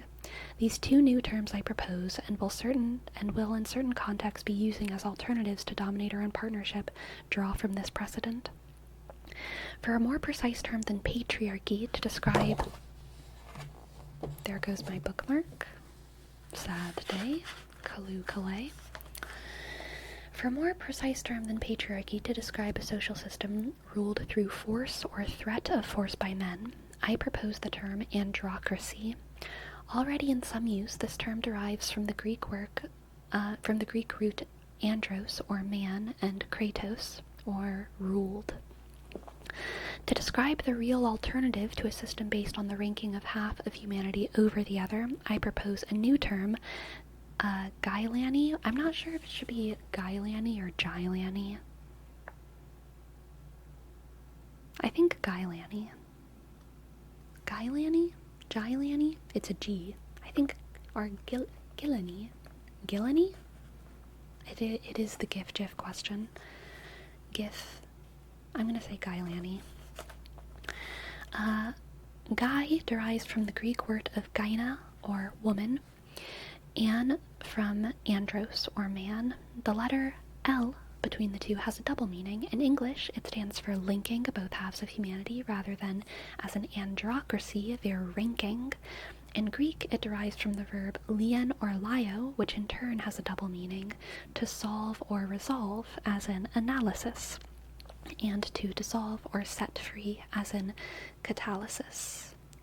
In this sense, the letter L stands for the resolution of our problems through the freeing of both halves of humanity and the stultifying and distorting rigidity of roles imposed by the domination hierarchies inherent in androcratic systems. This leads to a critical distinction between two very different kinds of hierarchies that is not made in conventional usage. As used here, the term hierarchy refers to systems of human rankings based on force or the threat of force. These domination hierarchies are very different from a second type of hierarchy, which I propose be called actualization hierarchies. I've talked about this on stream before. These are the familiar hierarchies of systems within systems, for examples of molecules, cells, and organs of the body, a progression toward a higher, more evolved, and more complex level of function. By contrast, as we may see all around us, domination hierarchies characteristically inhibit the actualization of higher functions, not only in the overall social system, but also in the individual human. This is a major reason that a Gailanic model of social organization opens up far greater evolutionary possibilities for our future than an androcratic one. So the premise of this book is looking at history in the context of hierarchies and trying to interpret which hierarchies are functional, which hierarchies are dysfunctional, why the world in its current state seems to be mostly under the influence of dysfunctional or dominator hierarchies, and it's definitely kind of feminist. It's very feminist. It's from like this 60s or 70s, 60s or 70s academic feminism, which I love, okay. So that's book number 3. Again, an account of history and an interpretation, a morally loaded interpretation of history that has implications about the future. The next book, The Ultimate Proof of Creation. This is a Christian creationism book, okay? I have never been a creationist. And I didn't even know creationism existed until I was like 13 years old, alright? It's not my context, it's not what I grew up with, but this, from what I've been told, is the cutting edge of creationist philosophy, alright? Is it because you love dinosaurs too much? I mean, yes. I love many things too much to be a creationist, but this, I have heard it to be described as the cutting edge, greatest argument for creationism. I think it was published in like 2019 or something, 2020, 2019, something like that, by Jason. I don't even know how to read this font. I think that says Lisley. Does that say Lisley? Do y'all think? Lisley? I think that says Lisley, but that's a weird font, is it not? Jason Lisley? It might be Sasson Lisley. So yeah, that says it somewhere better.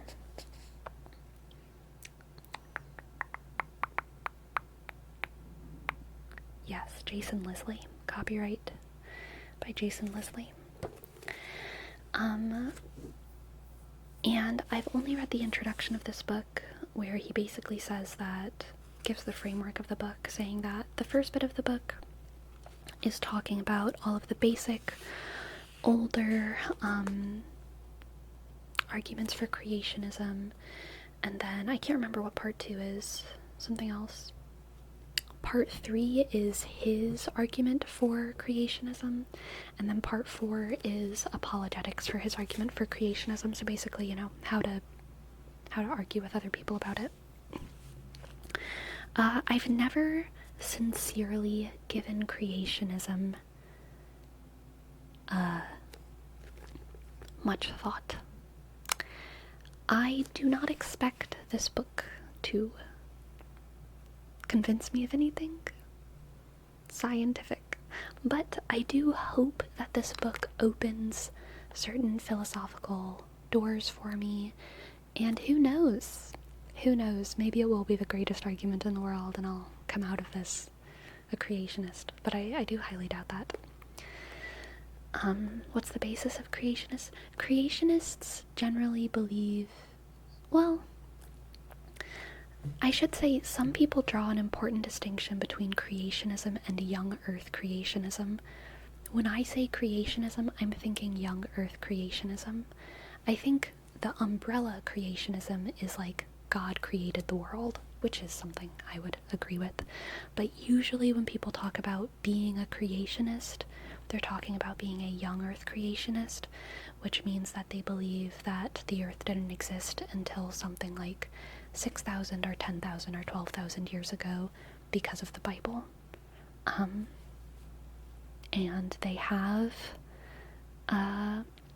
philosophical proofs for this, they have historical proofs for this, archaeological proofs for this. I have never thought that these proofs are very compelling, right? And I've thought the wealth of scientific discovery that we have, that most scientists agree on, is much more compelling and all of that. But I still want to give it a shot. I want to give it a shot because, again, this is a story of the history of Earth with implications about how to move forward. And then the last one, the chunkiest, is another book that Aunt Olivia sent me. And I'm going to be real. I don't know. This is the one that I'm least sure about. This one might get swapped out for another tiny book. Because this one's hefty, okay? This one's hefty.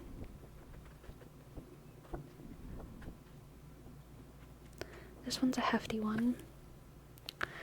And it is The Secular Age.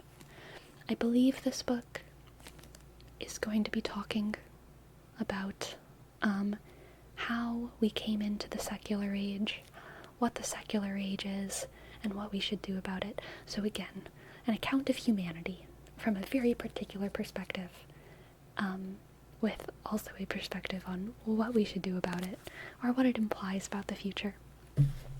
So that is my reading list. There's a good chunk about language, which you will love, but I'm not telling you where. Good. I'm excited. I love language. I'm so language pilled. Language is the pill I've taken, alright?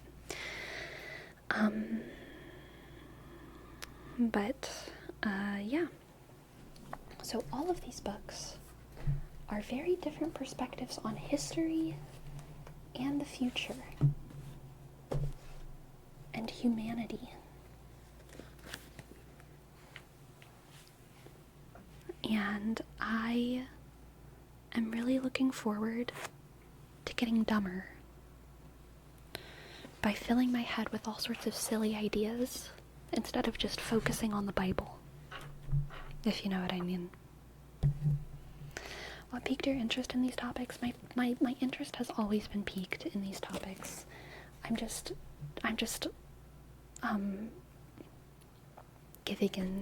giving in to the temptation right now, really.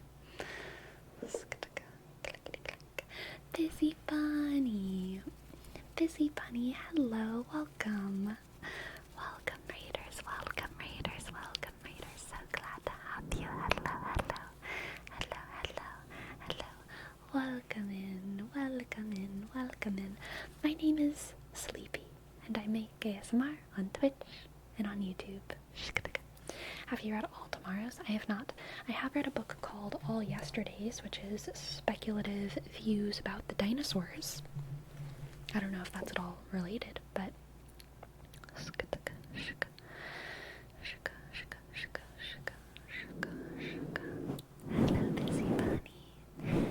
Busy Bunny. Thank you so much for your raid. I hope y'all had a good stream. You'll think you'll be able to finish all of them by the end of the year? I'm quite confident in all of, in these three. Because I've already finished one of them, right? I've already finished Primates and Philosophers. So I'm quite confident in these three. Especially because this one's already halfway through. And like, this one's already halfway through. This one is gonna be a super fun read, because it's insane. This one...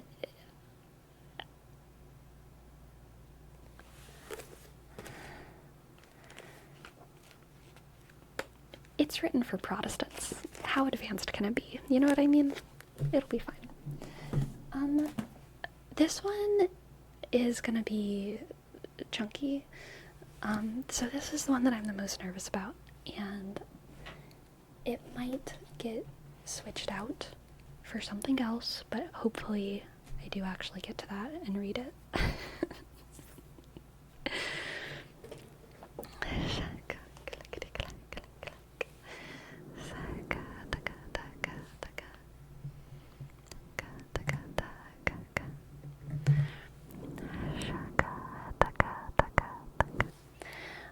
But yeah, I'm really excited. I have a growing desire in my life right now for reconciliation, a reconciliation of my beliefs about the world, because I have a lot of... I understand a lot of perspectives on the world. And maybe that's really big-headed of me to say, but I understand a lot of perspectives of the world, and I like to see truth in all of them, an element of truth in all of them. But I feel a growing desire lately to reconcile some of my beliefs with other beliefs, to reduce contradictions, and even to, like, cut some things out, if that makes sense. Not cut things out of, like, what I want to learn, but to really definitively cut certain ideas out and say, like, I definitely don't believe that, and here's why. There are some things that I, like, don't believe, and here's why. But there's a lot of things that I kind of, I sway in and out of belief with them. And I think that that's like a fine and normal way to live. It's like very instinctively, like, it's like an empathy instinct of, like, I kind of take, I don't know, I just kind of, I'm okay with believing where the wind takes me, you know? But, I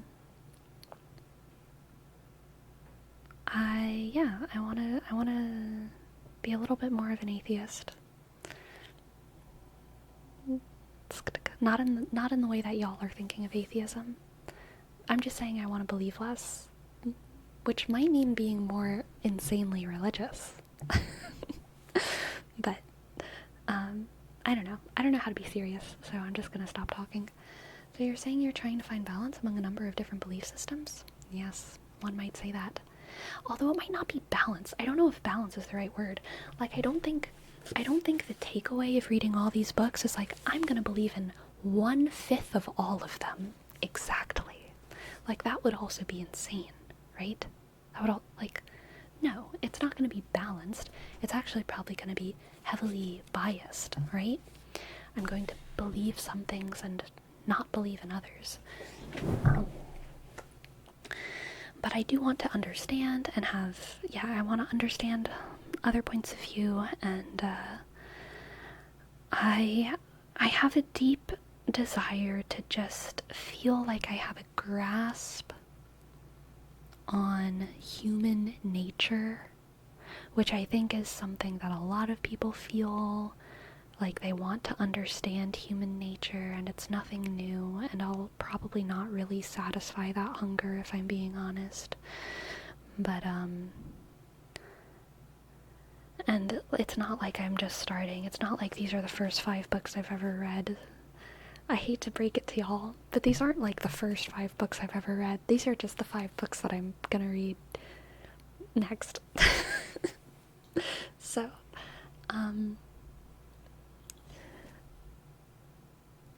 there's actually no goal.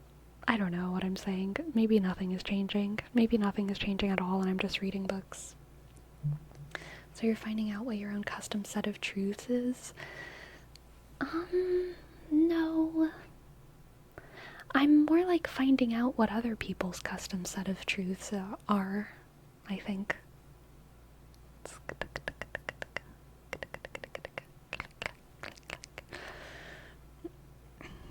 It's always interesting to try and see what others believe and why. Right, I agree.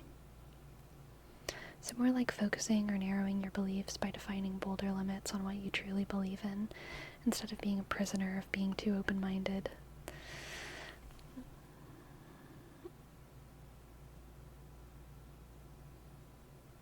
If I'm completely honest, Ferome, I think what you just said is like the logical argument for what I'm doing. And I think what you just said is what I feel like I should be doing. But I know myself. And I know I'm gonna come out of this as imprisoned by my open mind as I am going into it.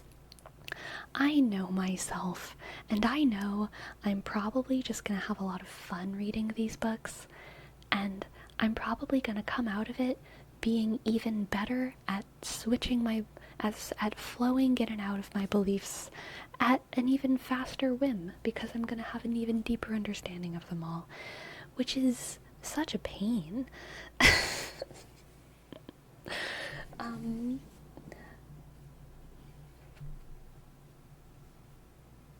I don't know. Maybe that won't happen. We'll see. I haven't read it yet. We'll see. You're gonna come up with even more topics to believe in. Yeah. Oh my god. You know, one of the most frustrating things about reading books that I know I'm gonna have significant disagreements with, these two I think are the ones that I'm gonna have the most disagreements with. Although even halfway through this book, I've had some disagreements with it, some instinctive moments. One of the most frustrating things is that sometimes it puts me in a position of defending people who I think are bad, you know? Like, it's like when people talk about... I think I've talked about this briefly before, but a lot of the hate on Harry Potter, the post hoc hate on Harry Potter specifically, because of all of the J.K. Rowling stuff, puts me in this very frustrating position of like, please don't make me defend J.K. Rowling in this moment, if that makes sense. I don't want to defend J.K. Rowling. I don't want to, because I think she's kind of proven herself to be a highly disagreeable, willfully ignorant person, and I don't want to be in a position ever of defending her. But because there's been so many internet hate mobs against her, sometimes now people are saying things that are like absurd about Harry Potter because they're like deciding to post hoc like hate it because it was written by her. And I read Harry Potter, and I wasn't even that big of a Harry Potter fan, okay? I only read the series once. I don't even own the series. I own other series, but I did read Harry Potter. And so whenever people are like, Harry Potter was always a racist book, and then they like come up with these reasons for it, I just feel like, oh my god, please don't put me in a position of having to defend J.K. Rowling. But now I have to, because I understand. I don't think Harry Potter is like a racist series. I think it doesn't have a lot of representation in it. It's not at all a diverse series, but like, it takes place in a private British school in the 90s. And I don't know, it more has like a problem of lack of diversity and classism, I would say. But I don't think it's like, I think probably the biggest racial issues are like the names, right?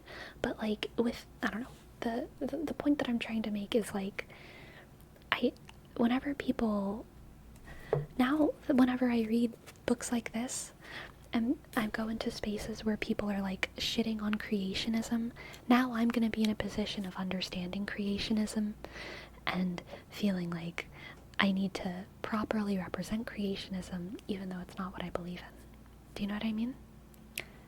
Do you know what I mean?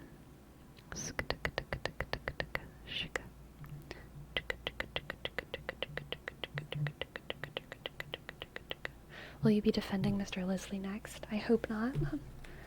I hope not to defend this man.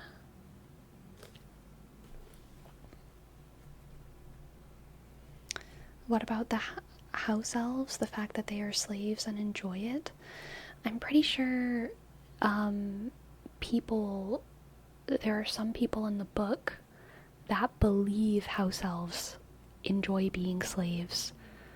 And then there are other people who are like, hey, we want to free the slaves.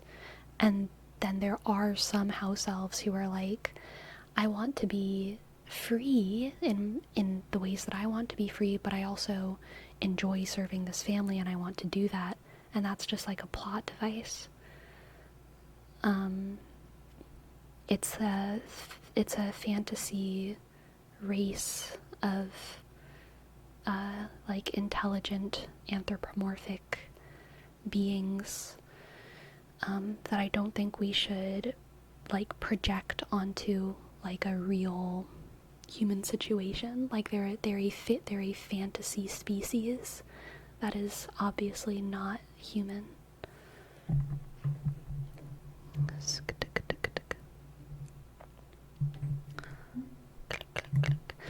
What if you come out of this reading adventure being a full-on creationist? That would be hilarious. I doubt it. I feel like it would take more than one book to turn me into a creationist, but if I did, then that would mean that this book was really good.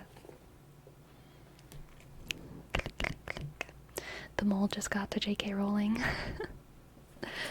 Man, England is a stinky country, from what I've heard.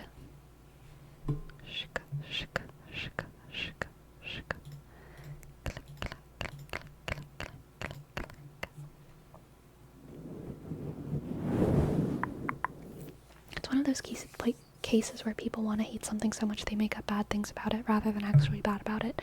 Yes, there are many bad things about Harry Potter, and sometimes people criticize the wrong things, or they think that, or they're just over eager to hate everything that a bad person has created,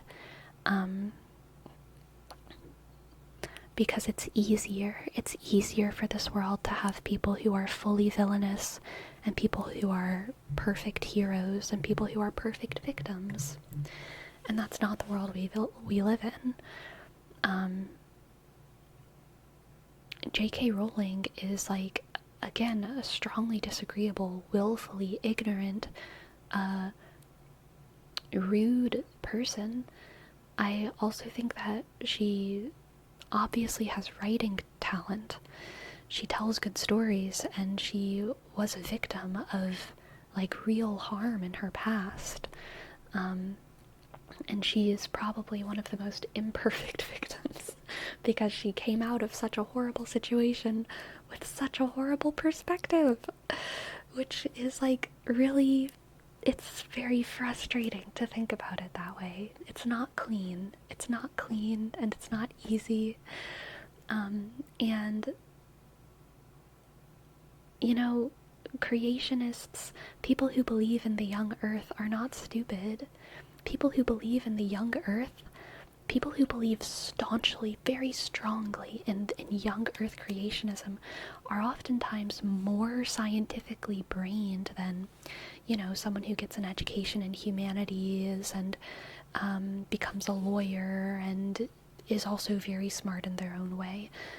People who dedicate their lives to the science of young Earth creationism have very well-developed arguments about fossils and about speciation of kinds and about Noah's Ark and about how the world ended up this way. They're so scientifically brained, and they could easily out-argue, I mean, most of us on the account of like the scientific history of the world, because they've dedicated their lives to it. They're not stupid. They're smart, but they have very, very, very different beliefs. And that's uncomfortable. It's so easy to look at young Earth creationists and call them idiot country hicks who don't understand evolution and who think that the Bible is a science textbook and are just willfully ignorant.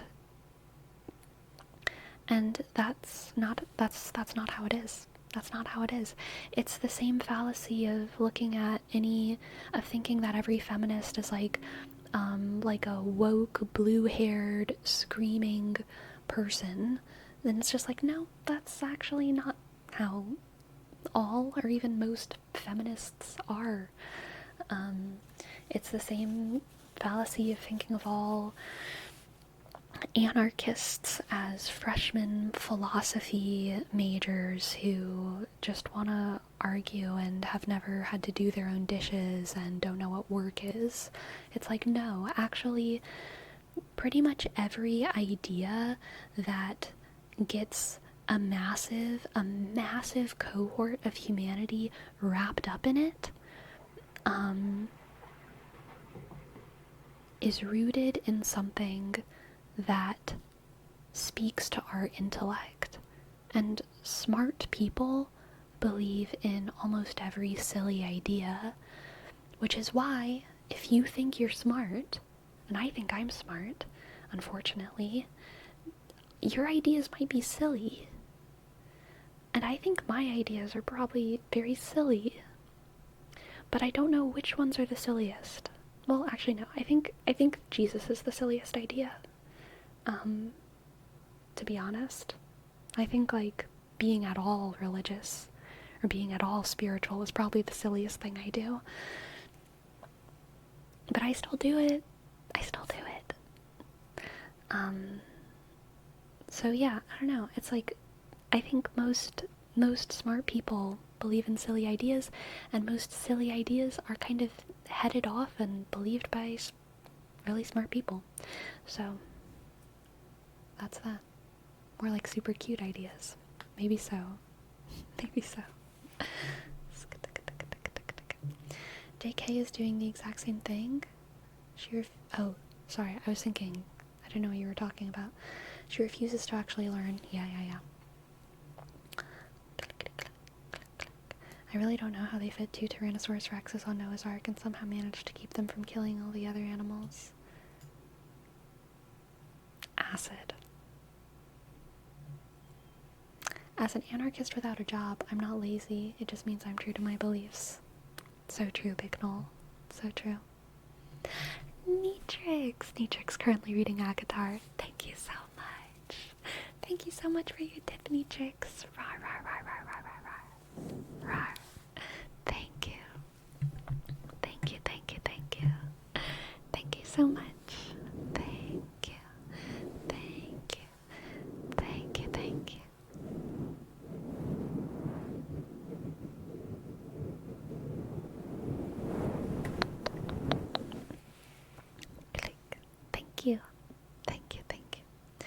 Objective reality exists, however. There is scientific consensus on many things. I agree. Just because I can't personally argue against a flat earth, it doesn't mean the earth isn't round. I completely agree with that. Yeah, no. I completely agree with that. I'm not saying that just because we can't argue with creationists that creationism isn't real. My point in saying all of that is just that we shouldn't call creationists stupid people, because it's easier to call them stupid than to acknowledge that they are very smart, but just wrapped up in a very different context than we are. misguided might be a better word. I don't want to call them misguided. That seems presumptuous of me. Or like, it seems too dismissive. That's really what it is. It seems way too dismissive to just call them misguided. I don't know what to call them. I'm just gonna call them creationists. I don't know what to call them. For the same reason I don't know what to call, like, I don't know what to call many people.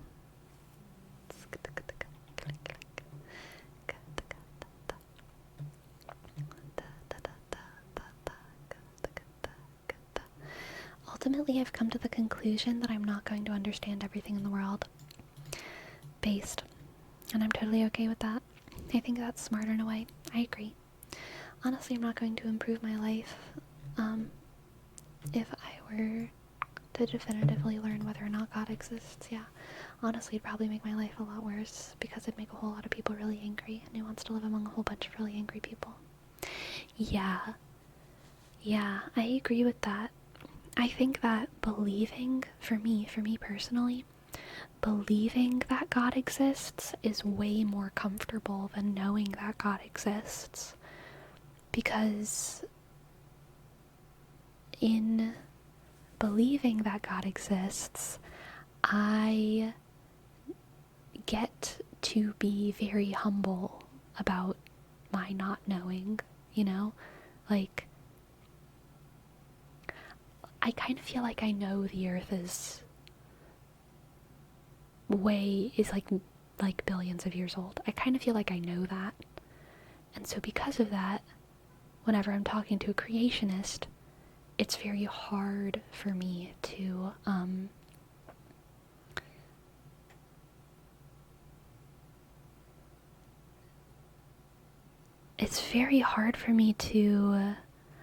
listen. Let me think of what exactly is it hard for me to do? It's just hard for me not to judge them. It's hard for me not to assume, like, oh, you only came to that conclusion because of your narrow context and because you were, like, you were misguided, you were blah, blah, blah, blah, blah. It's hard for me not to kind of dismiss their beliefs as just a result of being oppressed, And if it were a very close friend of mine, if my best friend was a creationist, I'd probably spend a fair amount of time being like, hey, what do you think about these dinosaur bones over here? What do you think about this planet on the other side of the solar system that's pretty old? What do you think about all this old stuff that we're surrounded by? It'd be hard for me not to be annoying, but because I just believe in the existence of God, that means I never have to be annoying about it. I never really have to prove it to anyone. Because I know that it's just a belief.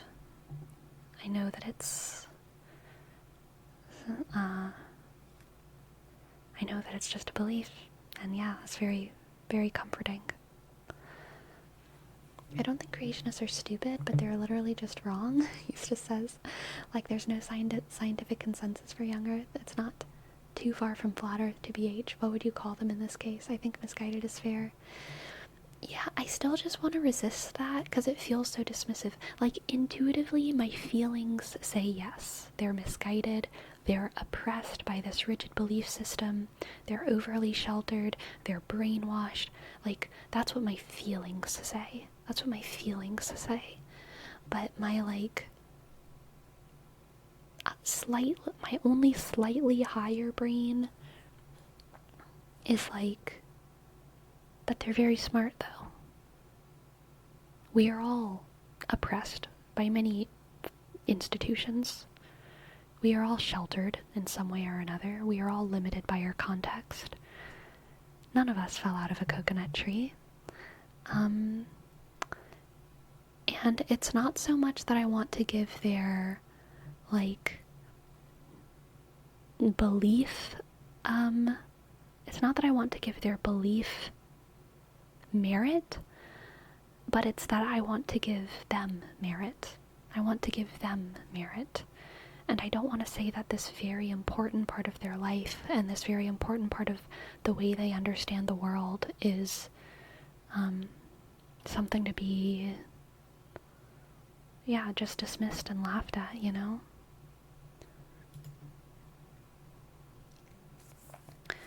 I've just been trying to figure out my own beliefs through experience. However, I understand that this will morph and stuff, but right now I feel like my own beliefs are very satisfying and entirely my own. That's good, Freddie. That's good. Uncertainty brings faith forward, and that's what God is all about. Right.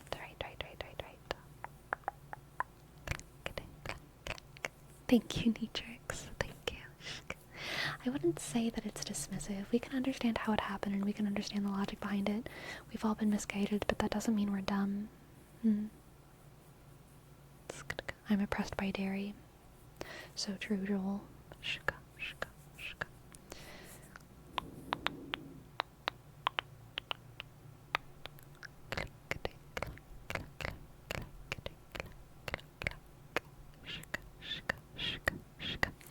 Alright, we have a name trace for Adaptal.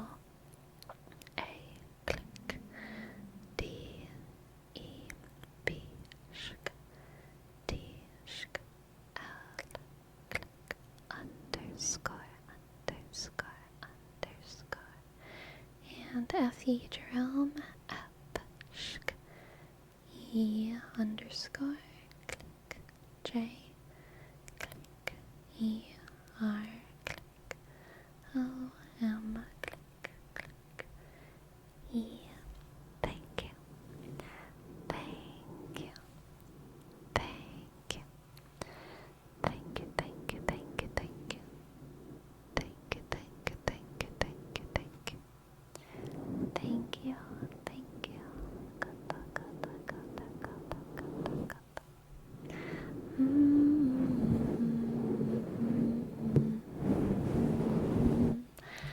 Yes, Green Ninja, we are due for a little break. So, my friends, I will be back in five-ish minutes for more tingles. Be back soon.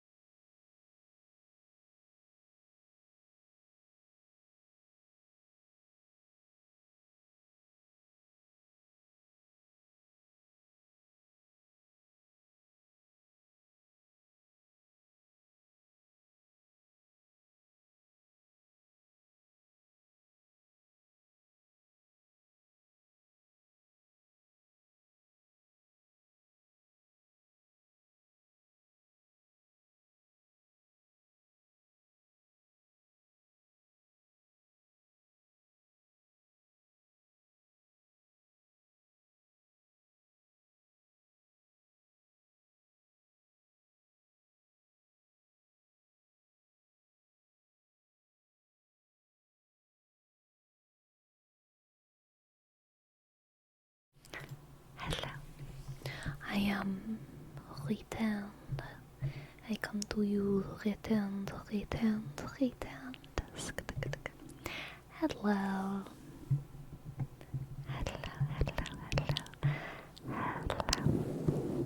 For a capital, they requested up close whispering of any kind. So I'm going to slow down a little bit and whisper. What has Hagen said? Going back to it, I think that one of the biggest things to consider is not, is this person correct in believing what they believe? Rather, it's, does what this person believe cause them to be a shitty person who affects other people's lives in a shitty way? If it doesn't affect anybody else and it helps them live a fulfilling life and have a positive impact on people, then why does it really matter? I kind of agree, but I also kind of want to yes and. I think sometimes people believe in things that are false in a way that affects other people's lives in a positive way. And that is also a frustrating complexity of humanity that we must wrestle with. I think also sometimes people believe in true things that cause them to be shitty people.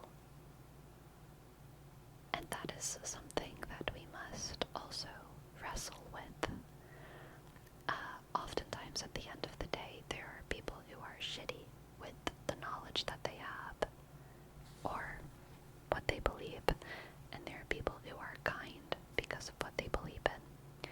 And most people are a little bit of a mix.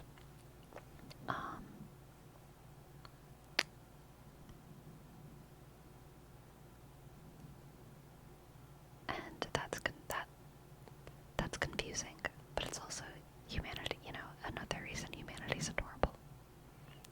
Another reason humanity's adorable. Everyone is free to believe in whatever they wish, since it doesn't affect others in a bad way. A belief by itself does not affect anyone except you, but most beliefs affect our actions. Most beliefs influence our actions, and in that way, all beliefs affect other people.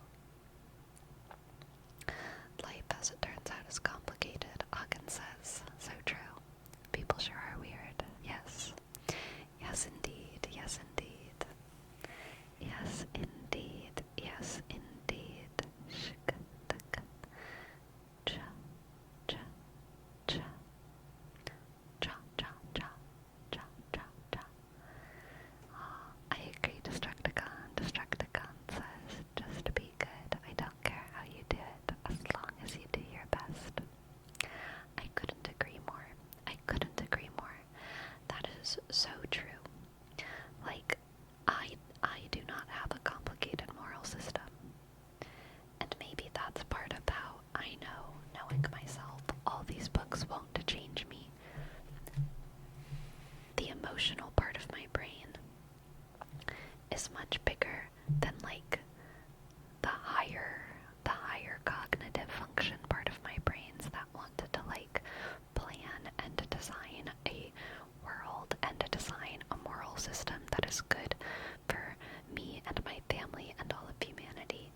The emotional part of my brain is much more influential, and the deeply emotional part of my brain just wants to like be nice to the people who are hurting and to celebrate joy with the people who are joyous.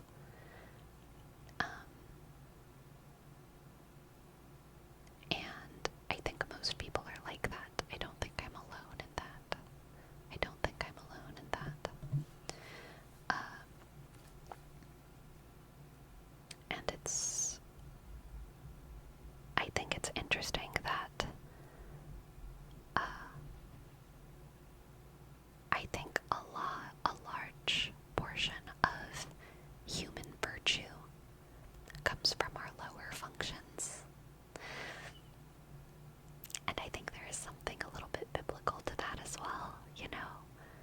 free will, the knowledge, the fruit of the knowledge of good and evil, unlocking this massive part of our brain also gave us kind of this terrifying capacity for sin, which kind of implicitly means that our lower capacities are free of sin. As free of sin as, the bird and the puppy and the capybara, the fish, right? The loaves and the fish. And yeah, I think on a personal level, my moral system really is like just to do good, just to follow the heart, just to be nice, just be kind, be good, be kind, be good and be kind. Because I think that pain in humanity runs deep. That's what a lot of that's what a lot of this book was about. Talking about how human morality is a direct continuity of the brain capacity, the emotional capacity that we see in other animals, and especially apes. But it rang very true to how I feel about the world,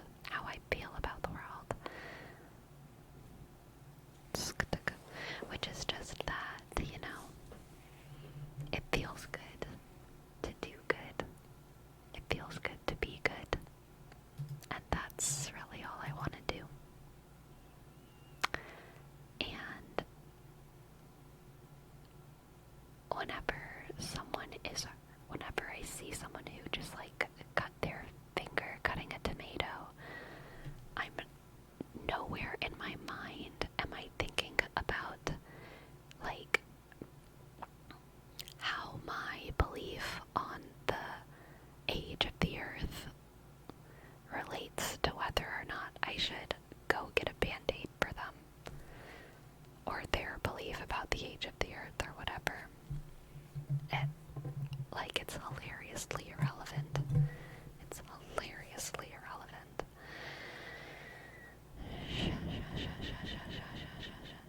You're very welcome, Lens Chronicles. You're very welcome. I can't help having these kinds of discussions. I can't help it, unfortunately. Always get a band-aid for someone. Yes. For Effie Jerome, we have a word rapport. Underscore. Underscore. Underscore. Underscore.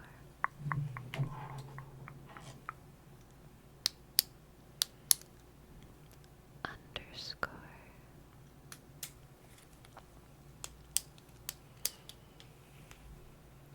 Underscore. Underscore. Underscore. Underscore. Underscore. Underscore.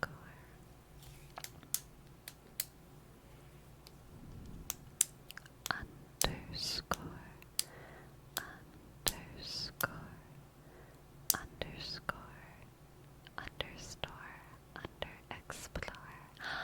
Speaking of under-explore, I've been consuming a lot of archaeology content lately. I talked about this on my last stream with Flint Dibble, but there's a couple other archaeology YouTubers that I've been watching.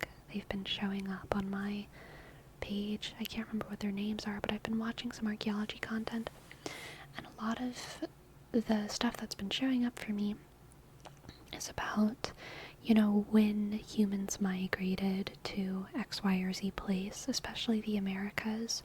What are the oldest records of humans in the Americas that we have? And the society that was definitely here was the Clovis people around 12 to 13,000 years ago, they crossed the Bering Peninsula? Is that what it's called? Bering Sea, but it was frozen. And they populated the Americas, and they're kind of the ancestors to like what we would call the Native Americans. Bering Strait, thank you. But then there's other accounts that, speculate much older people, and some artifacts that seem to indicate that there were people here much before, 20,000 years ago, 30,000 years ago, some people 40,000 years ago even, and all of that's very interesting and very, convincing sometimes. Some of it's less convincing, but the biggest... I thought about this while I was in the shower today, and I was pulling all of the dead hair out of my hair, and I was making a little hairball in my hand. It popped in my head. Why are there no stories of ancient or prehistoric or Paleolithic not humans, American peoples going to Europe or going to Africa? If there have been humans in the Americas for even just 12,000 years, but definitely if there's been humans in the Americas for 40, 50,000 years, why are there no stories of Western people migrating?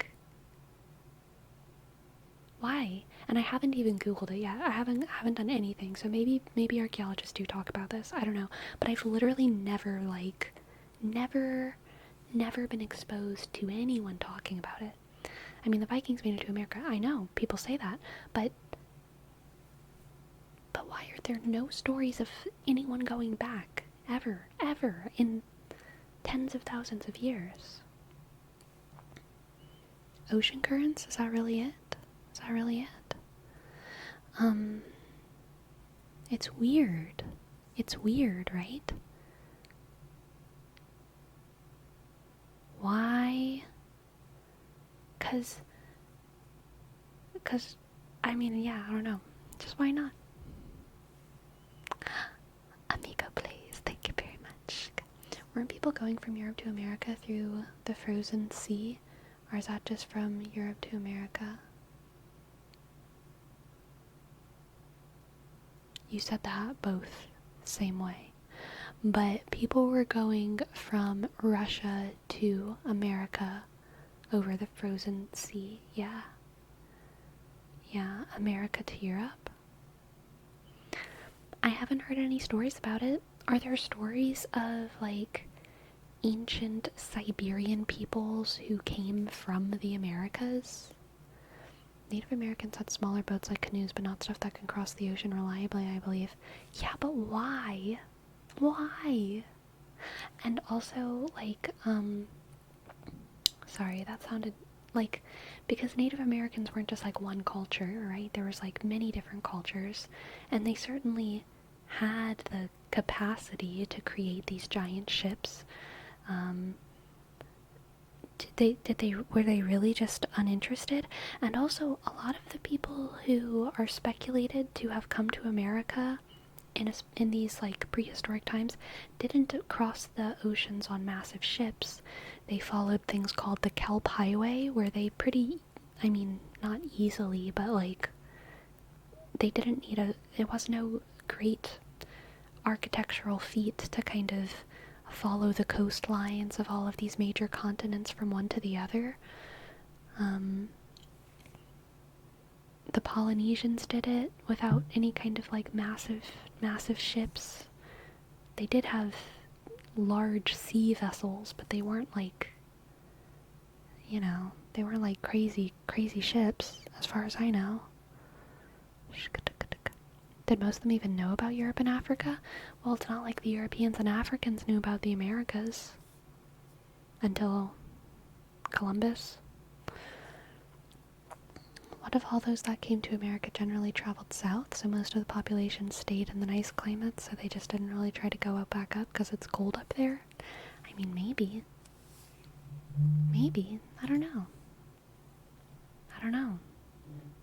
I truly don't know. Alright, we have a name trace for pirates.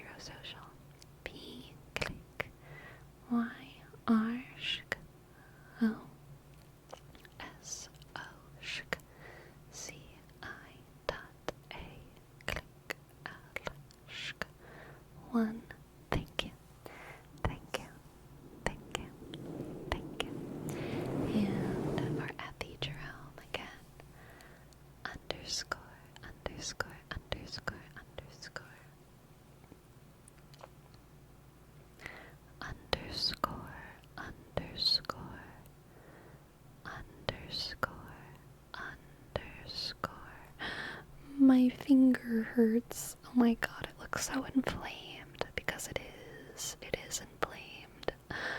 Underscore, underscore, underscore, underscore, underscore, underscore, underscore. I did pull on a hangnail again. I did a silly thing. Underscore, underscore, underscore. I will kiss it.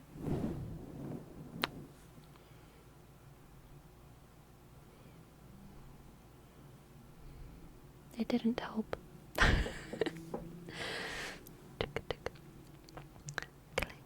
clink, clink. Thank you, Jose. Sana sana kalita deirana. Sana sana kalita deirana. Shak.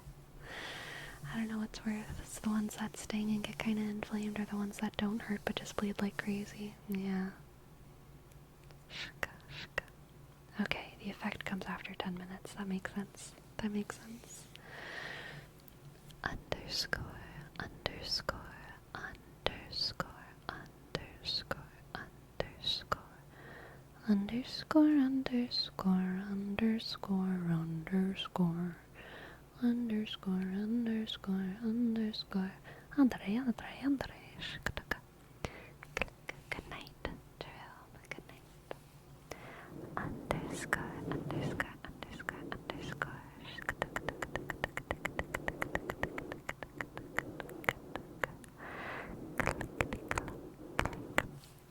Oh yeah, the Nikocado thing. I totally forgot about that, Gisley.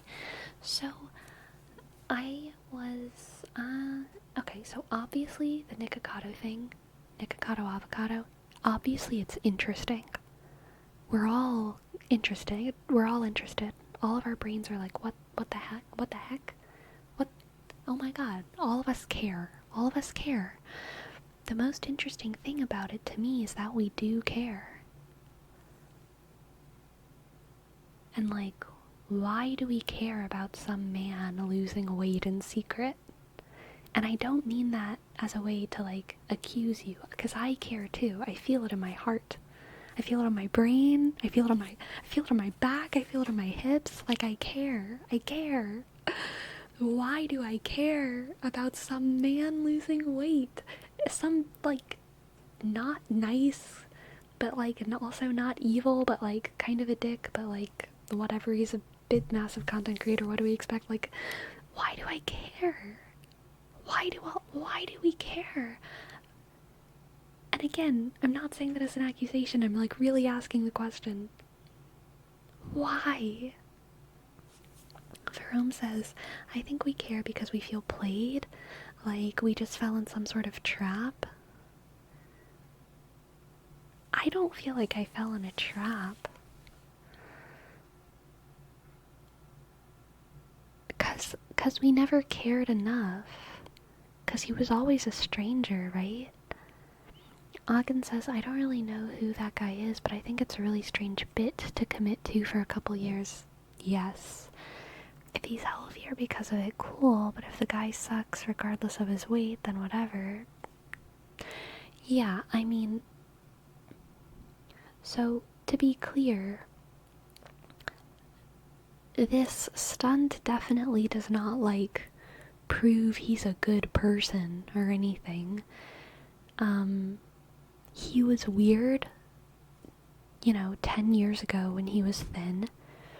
He got weirder and meaner the bigger he got. And now he's still kind of weird and uncomfortable for me. I still get bad vibes. I'm not saying he's a bad person, but mostly because I just don't know him. I don't know enough about his controversies. But he definitely does not have like good vibes. He's not a good vibes human.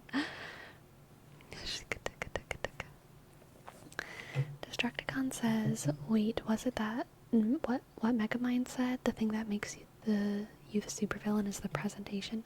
Oh, yeah, I mean, definitely. The presentation was pretty theatrical.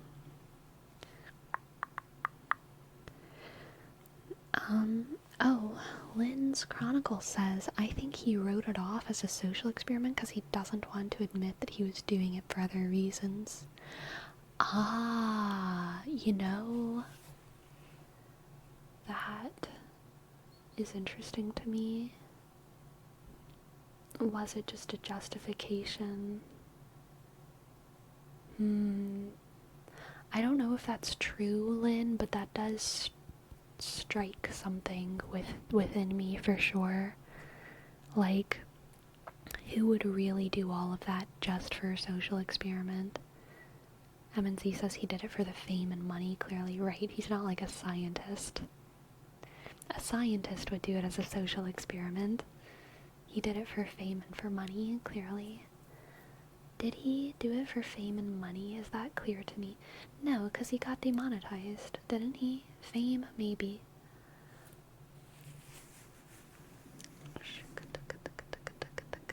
Kurusamet, thank you for your sub. Thank you, thank you, thank you, thank you. Thank you for your birthday wishes, okay? Click, click. Yushk. R-U-S-K. S-A. Click. M-A-S-K. T-S-K. Thank you. Thank you. So, I haven't watched a lot of the content reacting to his video, his 2 Steps Ahead video. So maybe people have talked about it a little bit, but I think a part of the story that a lot of people forget, and the reason that I originally found out about who Nikocado Avocado was because I think it was around 10 years ago, it might have been even more though, like 11. Whenever he first started making content, he was a raw vegan. He was in the vegan bubble. Okay? And I was watching raw vegans at this time and consuming raw vegan content largely. But he used to be a raw vegan, and he was very thin, and then he was just a vegan and was very thin, and he was a fantastic violin player. He won awards for his violin playing, but his channel was mostly, well, I don't know if his channel was veganism, but he was featured on other vegan channels. I remember specifically videos of him going to like vegan meetup events and like eating like mango and avocado and like socializing on these like vegan platforms. That was his kind of his original vibe. And then he started doing mukbangs that were obviously not raw, so he wasn't a raw vegan. And then he was obviously not vegan and gaining weight, and then he became who he has been for the past however many years. If he was already popular and getting money already, then does it really get him enough money and attention to make the effort worth it? So, I think he does care about his health. I think it makes sense to want to enjoy your money and fame by becoming rich and famous by destroying your body, but then also, get to enjoy it by secretly healing your body so that you can live out the rest of your years. So I don't know if that makes it worth it, but I see the logic. This whole thing has some bad faith vibes to me. Yeah, like there's something so deeply weird about it.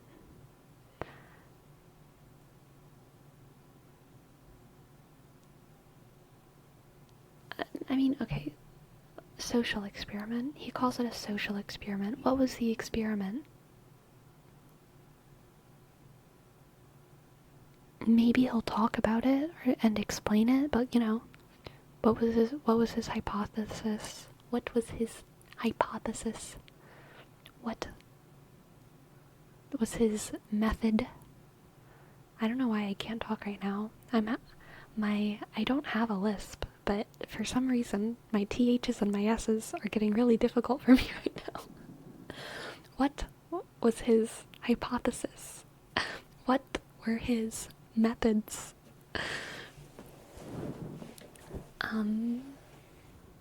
What was his conclusion? What was he testing? What was he testing? You know? Like, I don't think it strikes me more as a experiment on his own body, a personal experiment, rather than a social experiment. He did it publicly, but it seems more like he was making an example of himself to do something or to prove something with himself as the sample size, right? What do you think is endgame? Where to go from here after posting his big reveal? Like, what could be his next post? My PR brain says that it's a staged Q&A would be the only next step available. Jesus Christ, you just gave me such an intrusive vision, Jerome, of the Shane Dawson 3-part documentary, Nikocado Avocado reputation saving docuseries.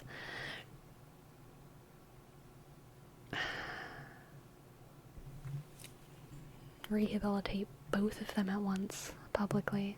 Psych damage wave. Yeah, truly. It hurt. It hurt imagining it. Who does reputation damage control now on YouTube? Because there was an era where Shane Dawson was doing that, and obviously now Shane Dawson is a big no. But I don't know who it is now. Who does reputation damage control on that massive scale on YouTube. Lex Friedman? Is Lex Friedman gonna interview Nikocado Avocado?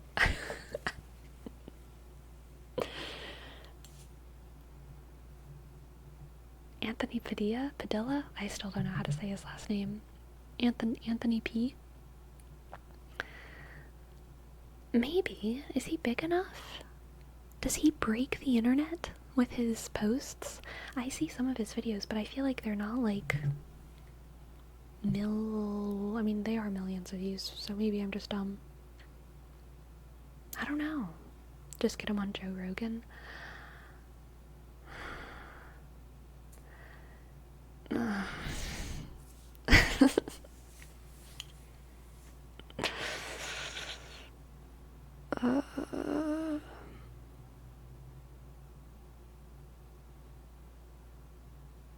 Has, what's his name ever done a good thing? Wait, what's his name? Has D'Angelo Wallace ever made a positive video about anyone? I feel like he makes quite important content that most people agree with. Whenever D'Angelo Wallace makes a video, I feel like everyone's like, yeah, big important video. But I don't know if he's ever made a video fixing someone's reputation or defending them. Maybe he did that with Chapel Roan, but I didn't watch that video. I think I just saw that it existed. Silas, thank you. Thank you for your sub. S-I.G-H click L-E-S-K S. Thank you. You know, Silas, I really like your name. And it reminds me of the villain in the old show Heroes was named Silas, although of course it was S-I-L-A-S, I believe, and he was one of my old favorite villains. I liked him. Exactly, he mentioned he was a social experiment, but for what? What was the point, right? Like, yeah. Nikocado reminds me a lot of Trisha in some ways, except I like Trisha more. I like Trisha more because Trisha feels like she has a better heart to me. It's very much a feeling. I can't defend it with any evidence. I mean, maybe I could if I wanted to, but I'm not a big enough fan to be able to like talk about specific moments or quote her or defend her in any kind of real way. But I get Siler? Was it actually Siler? Wow, it's been a long time. Thank you. I humbly raise my nerd classes. Thank you, Hagen. I don't watch enough of her content to be able to like defend her in like a real way, but I get a vibe from her that she has much more of she has much more of a, she has more feelings, okay? I think she gives me much better vibes than Nikocado Avocado, but I do think that they have a similar like rabid hunger for fame. I think they are rabid for fame and recognition and attention.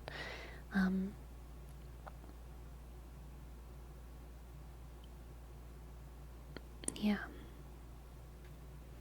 I think maybe I get the feeling that Trisha also really, really, really wants like solid relationships in her life. I don't think she deliberately uses people. I think that she like wants to be kind to the people around her. I don't think she necessarily cares about the power of her platform, but I think that in like a relational sense, I get the vibe that Trisha wants to be loyal and good and have solid relationships around her. Whereas Nikocado Avocado really seems like he's on an island, and I don't get the feeling that he is good or nice to his friends. I don't get the feeling he's good or nice to his friends, and it's totally a vibes thing. I'm just guessing. I obviously like know less about these people than the people who like stalk them, because I haven't watched any of these creators like entire backlogs of videos or anything. But yeah, it's just a vibe. That's how I feel. What's Trisha doing these days? She has a podcast where she interviews people. I have not watched any episodes of it, but I know it exists, and she has an ASMR channel that she posts on pretty regularly. I like some of her ASMR. I do not think it's bad. I think she also has an OnlyFans, but I do not know really anything about that. She has a husband and 2 children, and they seem to have a pretty solid family unit. Her husband is pretty controversial. A lot of people suspect that her husband is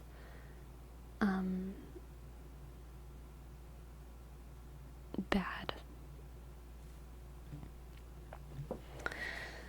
I wonder if Nikocado has been self-isolating himself. Yeah, I know he had a husband, or he has a husband, or a partner. I don't remember that guy's name, though. I don't know if they're still together. I don't know any of that. But yeah, I agree with what you said, Destructicon. Like, how does he not get spotted in public? Yeah. Jerome says, to be honest, we haven't really known what he's been up to in a couple years, so maybe he's different. I mean, my vibe check on him is based on his 2 most recent videos, which the vibes still feel like icky.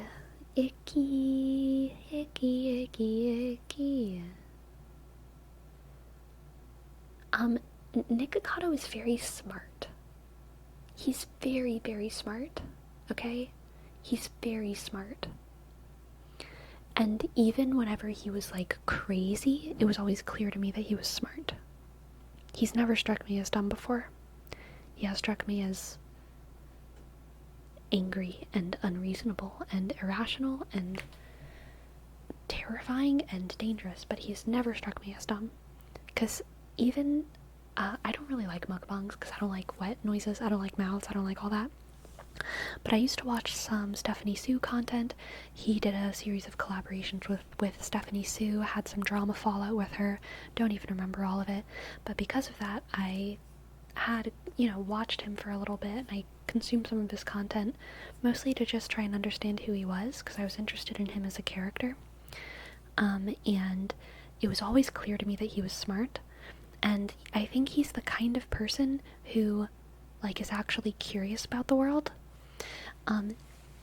I don't even want to talk about it because it grosses me out so much, but I will. In his most recent video, where he has his bird, whenever he's petting the bird's back, and he's like, I can't remember, Noodle is the bird's name. He's like, Noodle loves getting her morning back scratchies. You're not supposed to do that to parrots. It is considered, sexual abuse. It's like a very highly stimulating thing for them. And a lot of people don't know that. You can't pet a parrot, not on their back in a repetitive way, in that specific way.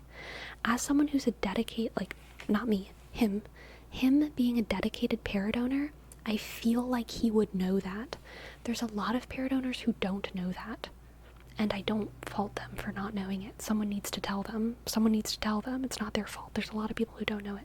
But because he's so smart, I feel like he knows it, and it freaks me out that he, emphasized it in the video. I think their heads are fine for him, but I don't know. I feel like he knows. I don't know how to describe why I know, or why I feel like I know that he knows, but I feel like he knows. I feel like I know that he knows. And I feel like he emphasized it in a way that was specifically kind of supposed to be provocative to the people who knew, in a way that he knew he couldn't be accused, because a lot of people don't know this fact about parrots, and because of his history as a vegan and as an animal rights activist. And it was just weird.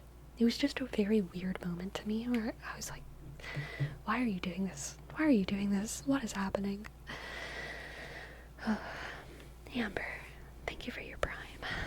Thank you very much. B click E shk R click B I dot double L shk A click N click U sk E shk B A click A sk. Thank you. Thank you very much. Thank you very much. So he's selectively and subtly poking at people? Yes, he's selectively and subtly poking at people, and his noodle parrot companion is the victim. And that's the problem to me. I don't care about people being provocative on the internet, which is one of the reasons why I don't care about a lot of the Trisha controversies, because I just think she's just kind of been dumb and provocative on the internet before. But in this case, parrots are very smart. They're very, very smart. And this is like a very, to me, it feels very icky that he would victimize his pet in this way. Ugh.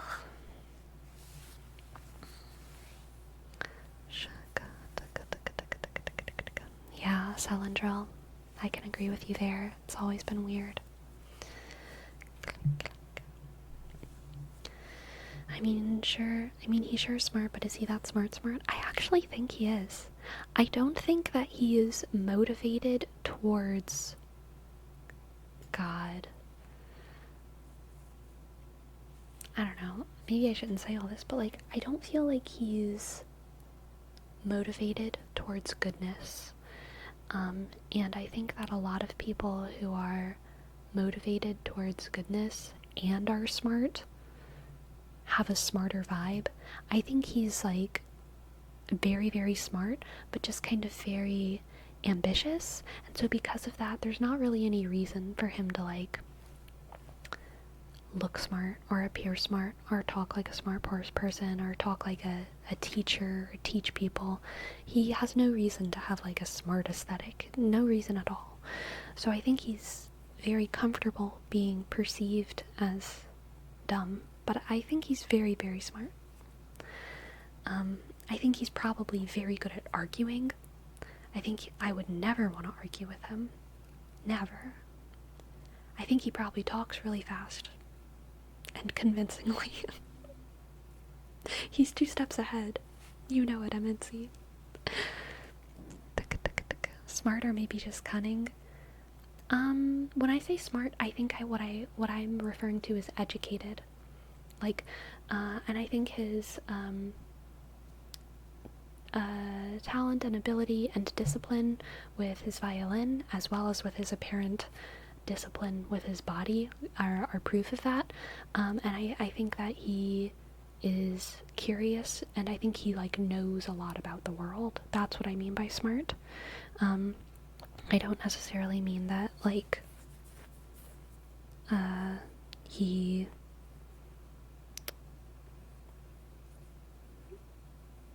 is interested in philosophy or anything like that, but I think he probably knows like a surprising amount of like state capitals and about diet and nutrition and music history and music theory. I have obviously I don't know him. Obviously I'm just guessing, but I have an intuition that he knows a lot more about the world than a lot of people give him credit for. I think he knows a lot about animal rights. I think he knows a lot about his parrot. And what is healthy for his parrot. I think he knows a lot about, health, nutrition, all of that. 2 steps ahead, but we were always standing on a cliff edge. Checkmate. It's a good one, Allie. I would like to believe that the social experiment is not over yet, because I don't really see where he was going with all of this. Yeah, I'm not sure. I'm not true. Freudian slip.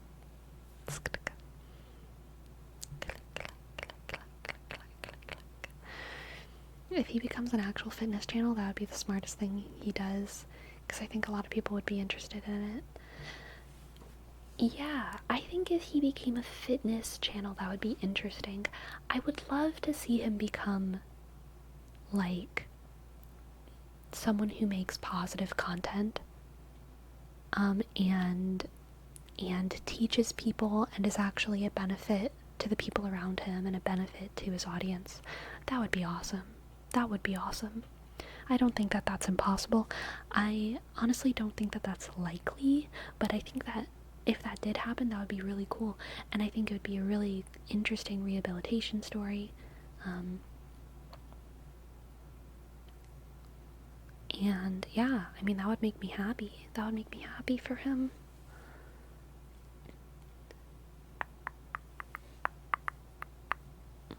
Yeah, Destructicon, I saw those comments too. The comments on his video that were saying, well, I said if Nikocado lost weight, I'd do it too, so I guess I have to do it. Right.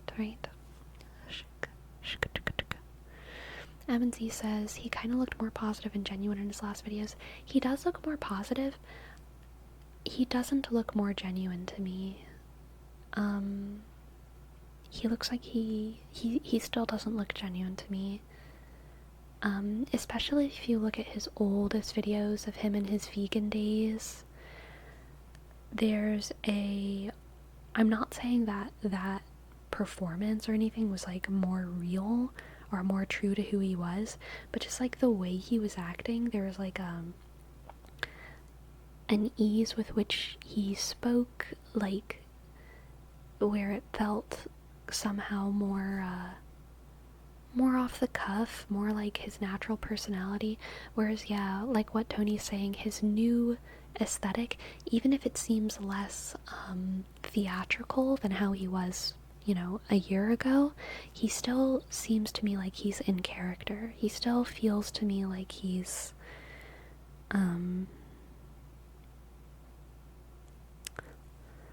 playing some kind of part which is, yeah, part of why I think I'm curious about where he goes from here.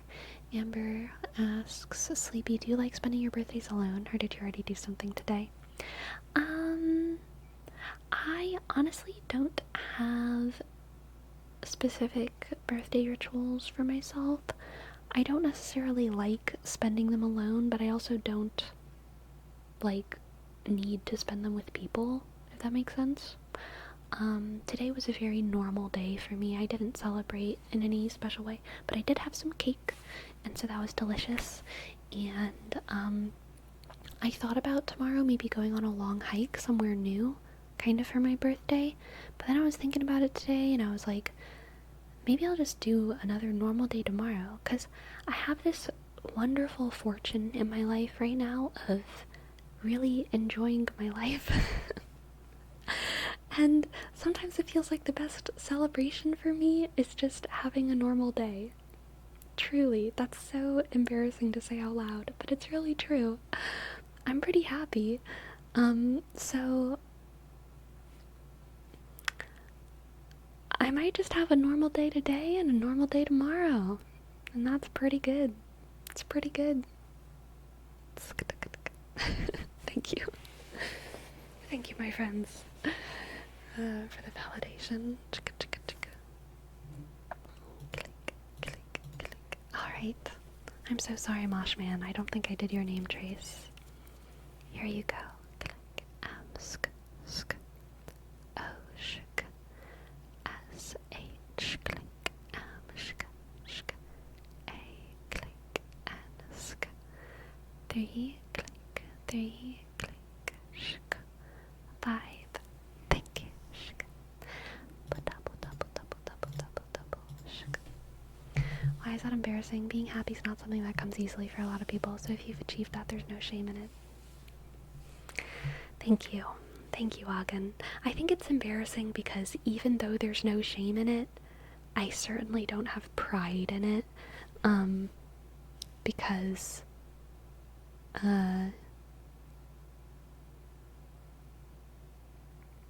I feel like I just got lucky. I feel like I just like, oh god. You know, life is crazy. And so I'm just grateful. I'm just grateful to the universe and to all of you. I'm so grateful to all of you. And I'm grateful to my family. I feel like I'm accepting an award right now. What am I saying? I'm grateful for my cat. Amen. Thank you. Meow.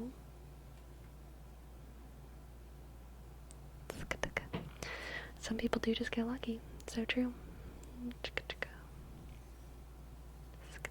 Thank you, Elusive. Thank you, Elusive.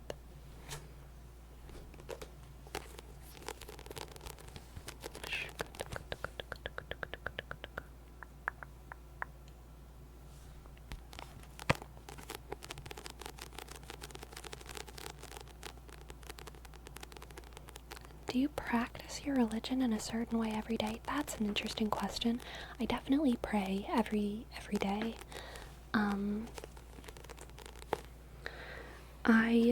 Every day I do some rote prayers, and I also feel kind of every day, oftentimes when I'm by myself, like I'm kind of in conversation with God. It's like a sort of constant prayer. But it's not something that I super actively think about. Like, I do rote prayers, and then sometimes I very actively am like talking to God in my head. But my inner monologue, oh, yeah? That was very assertive. Do you want me to pick you up again? Because you just can't jump. You just can't jump that far.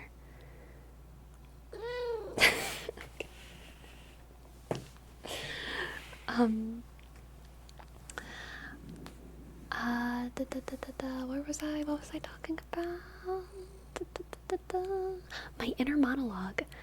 My inner monologue, sometimes I'm just talking to myself.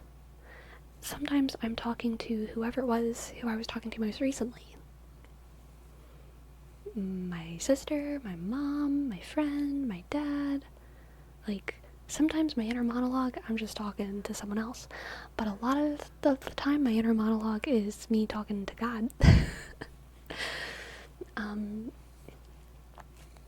And so sometimes that feels like prayer as well, because it's like I just have this ongoing conversation, and then whenever I kind of gain conscious awareness that my inner monologue is doing that, then it turns into more intentional prayer, because I'm like talking to God and I'm not really thinking about it. It's like halfway subconscious. I'm just like walking around town or something, putting stuff in my bag, and I'm thinking like blah blah blah blah blah God. But then I realize I'm talking to God and I'm like, God. Hello. You know? Shuck.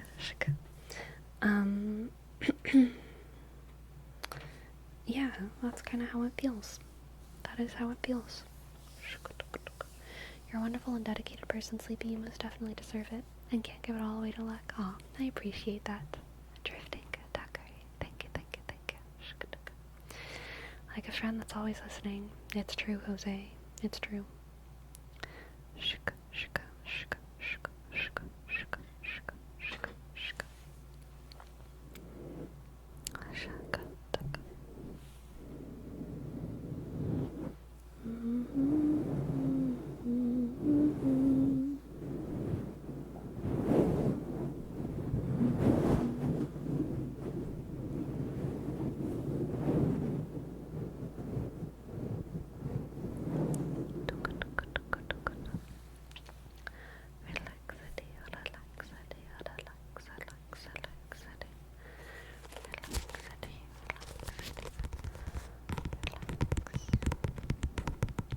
Ooh, I like these taps.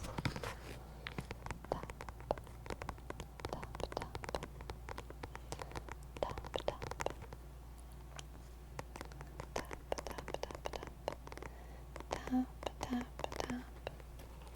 You see how this little hair is like turning into a curly, and this little hair is like turning into a curly. So like, if all my hair were this short, it would all look like that. Which is the biggest motivation to cut my hair this short, because then I would just have like little ringlets, and instead my hair is kind of just long. My ends are a little curly, but you know, the weight of my hair makes it not curly. It is a little bit braided right now. Jerome, thank you so much for your tip. May I get a reading? Thanks for being so tingly, for being so great, for being so fun, for being so interesting, for being you. Thank you. Thank you.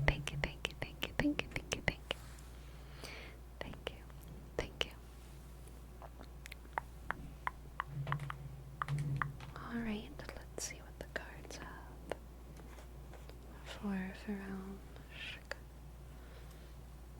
I've just destroyed my chest in the gym and now I'm relaxing with Sleepy's ASMR. Nice. Tomorrow I am doing upper body day, so I will hopefully destroy my chest as well.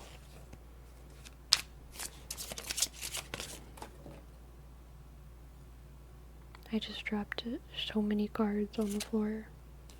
That's not true. I'm exaggerating. I literally just dropped 2. Just a sec.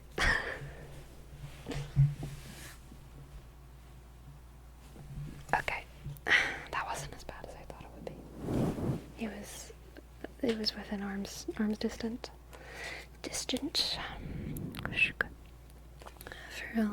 For you we have the Empress, the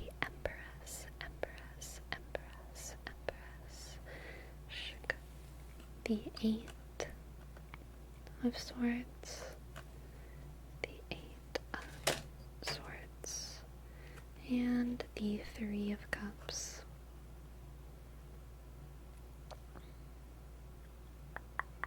The 3 of Cups. And another card fell on the floor. are two cards. Excuse me. The Ace of Wands and the Ace of Cups. Alright, boom. All your cards just popping out at once. The floor is a card goblin. Okay, the Three of Cups, the Empress, the Eight of Swords, Ace of Wands, and Ace of Cups. This is a happy reading.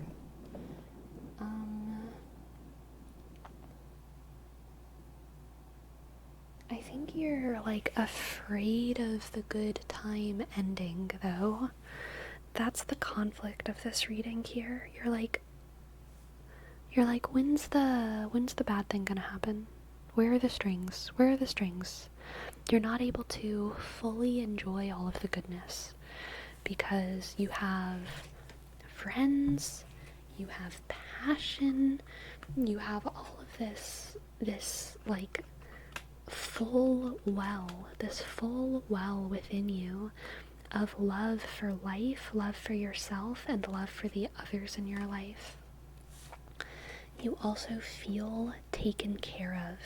You feel nurtured, not by a specific person, but like by your context, you know? The sun is shining, the Nile has flooded, and the harvest will be great. You know it will be, because you are nurtured by your context, you know? You have the good job, you have the good house, you have the good dogs. You're okay. You are nurtured by your context. All of your needs are being met. And you have this very fun, again, like, zest for life. Heart well full. The heart well is full, over full of love for yourself, the people around you, your world around you.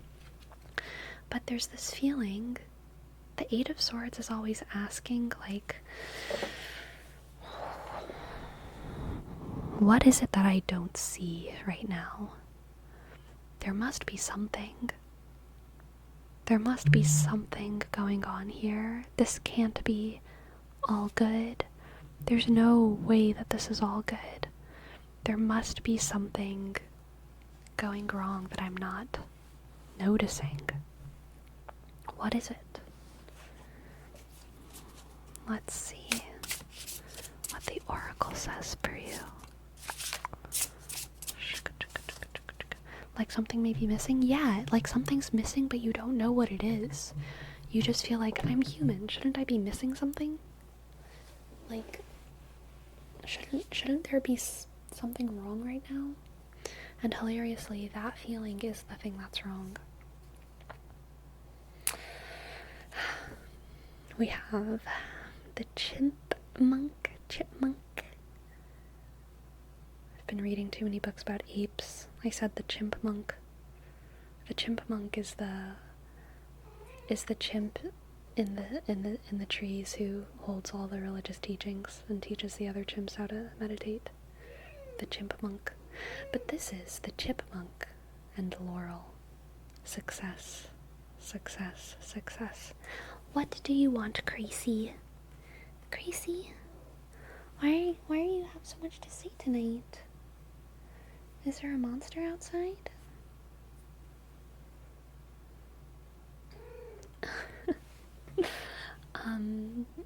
The chimp must be at least ape smart, so true. Yeah, success is your reward, and it is your frustration in this reading. How do you deal with success? How do you deal with happiness? How do you deal with a good world? What do you do when you go outside to your garden and the rain has already watered it, and there's no weeds to pull, and everything looks beautiful, but you can't really harvest anything quite yet, but everything is beautiful? You just kind of go back inside and say, cool, guess I get to read my books now because I don't need to do anything to my garden. Success. Success. That is your conflict, but I believe in you, Pharrell. You will manage it. You will be so brave has to manage all the frustrations of success. Okay? I believe in you. Thank you for letting me read for you. Yes, but that's the point. That second there that you're like, is when you feel something's missing. Yeah. The lack is missing. The lack is missing. Sinchobe, thank you for gifting us up. Thank you. S-I dot N click C-H click B-sh isk. Thank you. Thank you, thank you, thank you. My pet's hit. Happy birthday. Heck yeah. Congrats, Sinchobe. Thank you. We have a word wrap for Charlotte Ho Jesus. For swoosh, swoosh, swoosh, swoosh, swoosh, swoosh, swoosh, swoosh, swoosh, swoosh, swoosh, swoosh, swoosh, swoosh. Swoosh, swash, swash, swash, swash, swash, swash, swash. Sailor Moon Kitty, thank you. I like this guy too. One of my viewers gave it to me. Someone anonymous.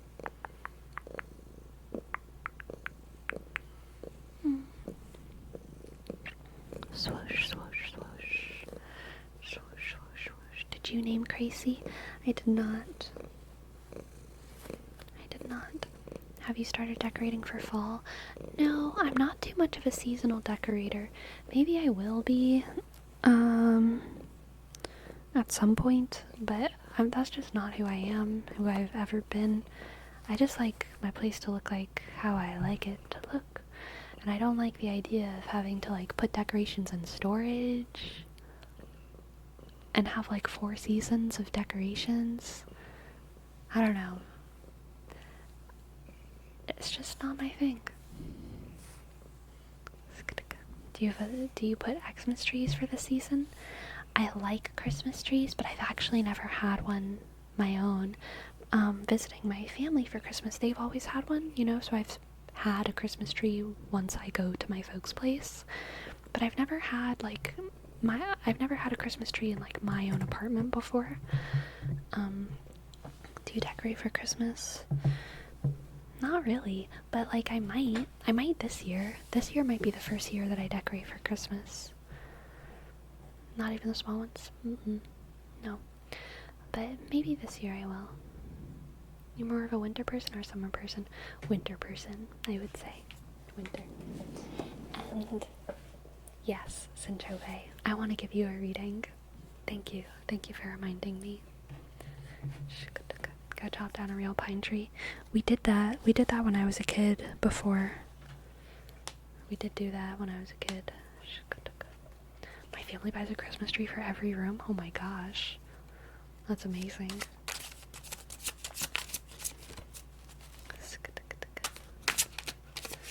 Let's see what the cards have for Sinchobe.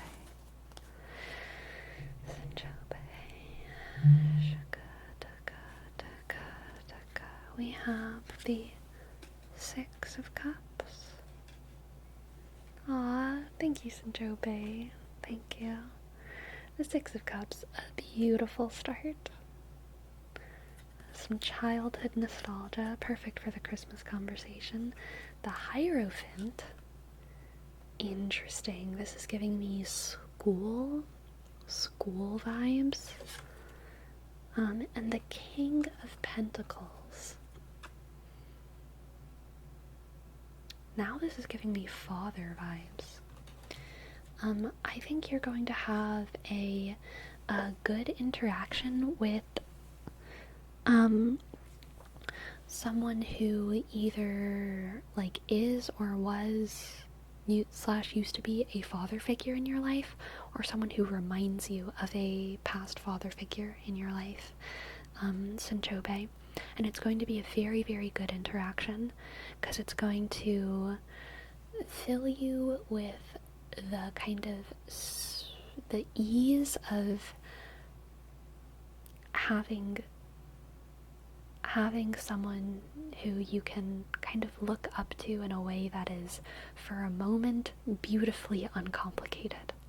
Beautifully uncomplicated. And that moment might be fleeting, right? That moment might be fleeting because they might, be reminding you of this father figure for a moment, but then they pull up Facebook on their phone and it's very disillusioning very quickly. You never know with these interactions, right? But I think that you're going to have a really beautiful internal moment in this coming week where you come into contact with someone who's probably going to be a man, or at least kind of emit masculine energy, and they're going to remind you of a father figure, or they might be an old father figure from your past. It's going to fill you with those memories of the beautiful simplicity of just being able to look up to someone who can kind of guide you in a way that feels so clear, you know? They're going to lay down some kind of rule and it's going to make sense. And it's going to just feel nice. Feel nice to kind of uncritically follow in the same way that most of us do as children. Let's get an oracle card as well.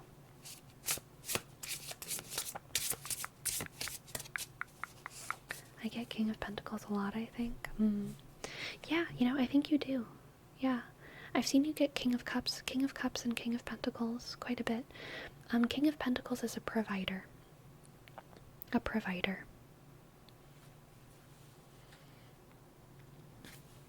What we get is the raccoon and the sycamore. Curiosity. I think whenever we are liberated from a lot of the responsibilities and constraints of adulthood, we are allowed in our hearts to be much more kind of whimsically curious, which is interesting because in the same moment that we can, in the same moment that we have the freedom and ease of uncritically following someone, we also liberate our minds and allow ourselves to be, or we can get feelings of just this whimsical curiosity because we're not constrained by the responsibilities of doing things our way, doing things correctly, and making sure that we influence others in a way that's proper. Whenever we become adults and we're in these social spaces, all of us, regardless of gender, there's some instinct in our head where we always know that we're modeling our behavior in a way that may influence the people around us. And when you're a kid, you don't have that. When you're a kid, you're not like, whenever you're like eating plants, you're not thinking like, oh, I hope I don't influence the other kids to eat plants. I mean, maybe you were thinking that, but you're just not thinking about it that way when you're a kid. And also, whenever a teacher says, hey, don't eat that plant, it's poisonous, you kind of just say, oh, okay, and put it down. And then you might ask them questions about what the difference between poison and venom is. And then maybe your teacher will explain it to you. And so you can have very easy submission and also very easy curiosity, because you don't have to be responsible. Release yourself from your pride. And yeah, I think you're going to have an experience of that in the coming days or weeks in Chobei. A little bit of a release from pride because you're able to put some of that on someone else. And it's going to feel good. It's going to feel good. It's going to feel nostalgic. Thank you for letting me read for you. I hope that you enjoyed. And I hope that it resonated. Thank you.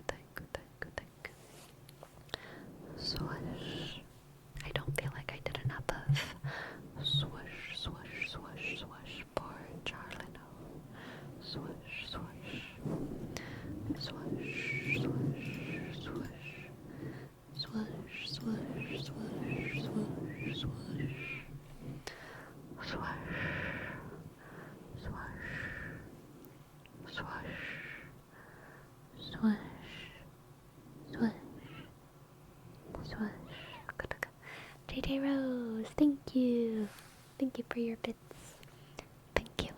Click, click, click. Swish. Swish, swish, swish, swish, swish, swish, swish, swish, swish, swish, swish. I want to tap this book more. It sounded good when I tapped it.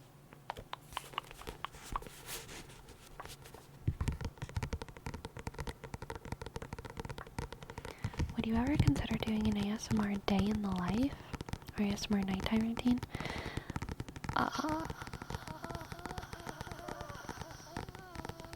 I am terrified of taking my camera outside of my place. I don't know why. I just am super bad at like filming like outside. I'm so self-conscious about it. I can't even imagine it. I've never done it. I've never even done it. And so I think that's probably why I am slightly resistant to like day in the life, unless it was totally inside day in the life, which sometimes I do have entire days spent inside, but usually those are so much more boring that it's like, but is it even content? So I don't know. I'm not against the idea because I like vlogs. I like consuming vlogs. I like vlog content. I like day in the life. I like morning routine, nighttime routine, like content. But it's hard for me to imagine myself doing it in a way that I would be satisfied with.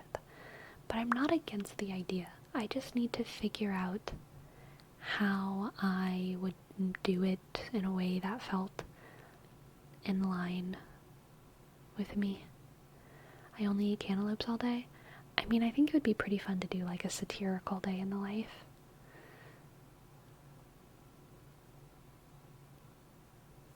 Yes, there's ideas. Hooded Olive, yes, ASMR is my primary source of income.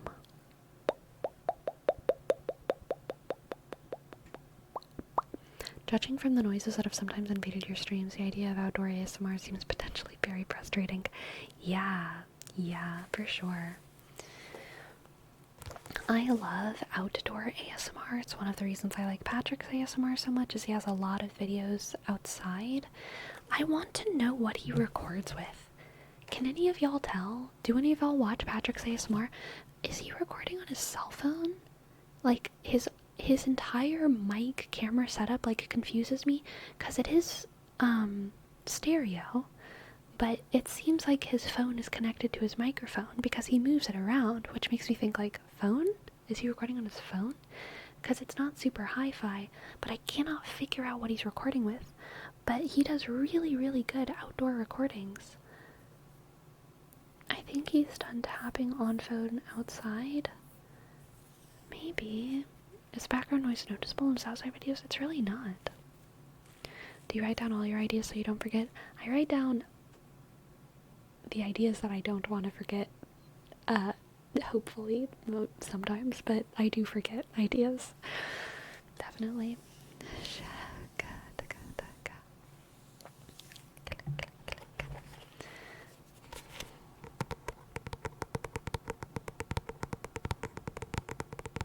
PJ Dreams ASMR does really good outdoor. Yeah. I love his outdoor stuff too. It's great.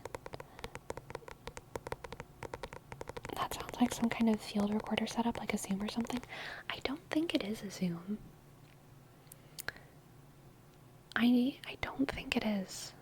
I mean, it might be. I'm pretty sure he does own a Zoom, but I don't think it's a Zoom microphone, and I can't explain why that is. It's too, like, mobile. Okay, sir, thank you for your sub. Thank you. Okay, click, click. Ashk, I.S.R.shk. Thank you. It really seems like his phone is connected to his mic, which makes me think that it just is his phone, but then I don't know how it's stereo. Maybe a gimbal? I don't know what a gimbal is. I'm just gonna link y'all a video. This is so creepy. I hope this is okay. Is it okay? Is this like... Am I being creepy right now? No, I'm being fine.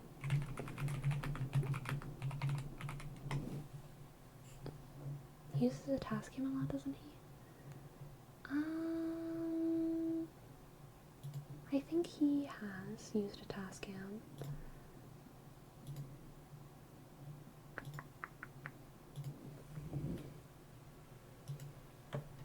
What setup? Tech nerds, tech quality nerds, is making this happen? I could probably just ask him. I probably should just ask him. But his setup is amazing. Cherry just knows all her stuff outside. Yeah. I see what you mean now. That's what I'm saying, Burnout Club. I feel like it might just be his phone. I think it's totally a phone with the tapping. Yeah. Yeah.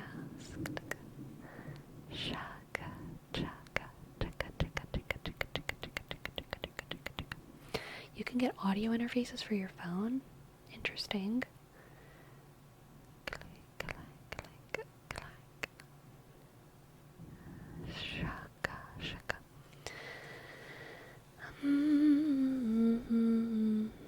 Do you have any recommendations for other ASMR Twitch streamers with your vibe, soft-spoken chit-chat? So, yeah, I can think of a few.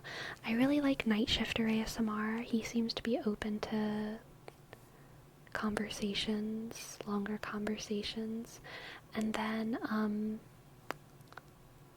the Mystic Village, who we rated, I think, last time, is also usually open to kind of deeper, more drawn-out conversations. Although the Mystic Village usually also, I think, cross streams on TikTok, so sometimes the conversation's a little bit disjointed because of that.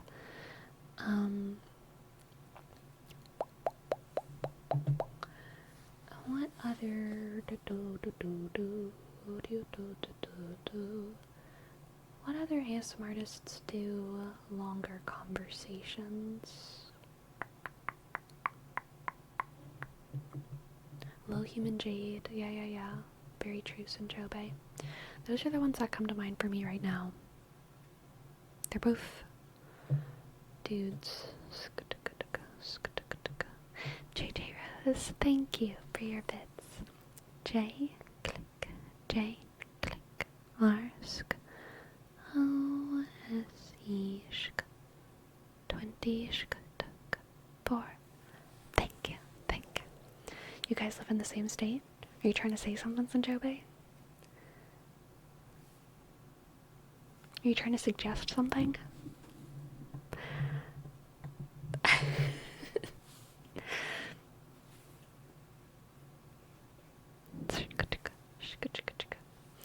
You really have an awesome niche, Sleepy. Aw. I don't have that kind of power. Yeah, I want to collaborate with people, but I'm such a coward. It's terrifying. JJ Rose, oh my gosh. Thank you. Thank you for your bits. Thank you. 1v1 on Mount Hood. Yes, exactly. Shka. To ask, yeah, I'm like a coward with networking. I have like this deep fear of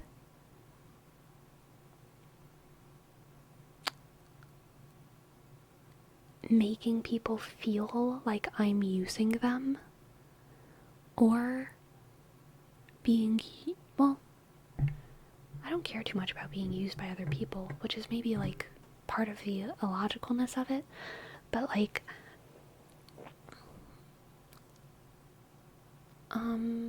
I get paranoid about how people will perceive me wanting to talk to them, even if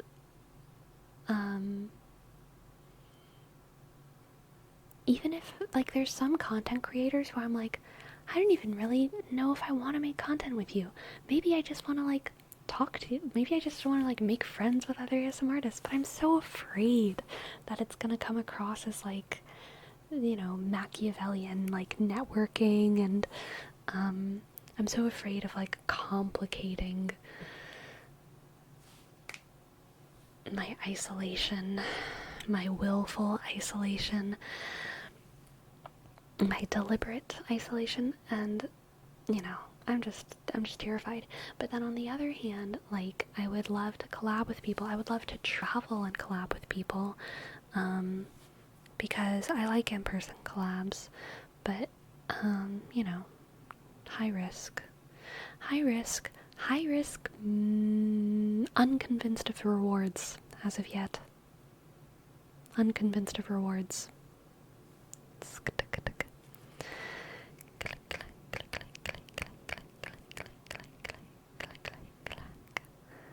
Phone mic collab? That could be a cute icebreaker. You're right. You're right. High risk is imagined. High risk is real. High risk is real.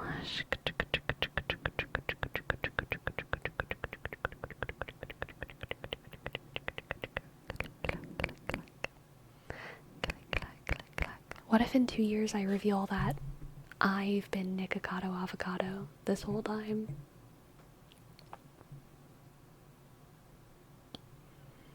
Two steps ahead. Two steps ahead.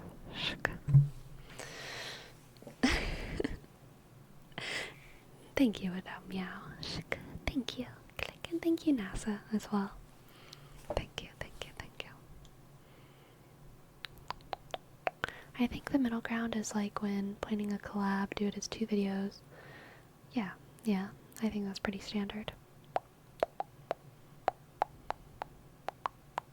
Especially whenever I'm traveling, my first thought is like, isn't there an ASMR artist who lives in this state? If I know. There's some ASMR artists who are fairly public about where they live, or like, whatever. And some, whenever I know I'm traveling, I'm like, before I travel, should I be reaching out to people, YouTubers who I know are in that state that I'm traveling to, and seeing if we can, like, hang out or something? Like, maybe not even make content. Maybe just meet. Maybe just hang out, because I'm gonna be, like, literally in their neighborhood. Should I be doing that? Should I be, like, just, like, talking to people? Because I know that I'm gonna be in the area? Maybe, but also, like, maybe not. But, like, what if they're nice? But what if they think I'm mean? What if they think I'm weird? What if they think I'm weird? What if they think I'm weird? What if they secretly record me and then release it? And then everyone knows how weird I am in real life. Oh my god, it'd be horrible.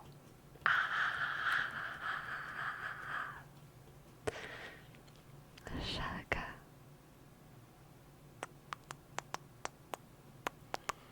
Thank you, Love to Sleep. Thank you. I hope everyone knows that I'm very, very, very, very uncomfortable.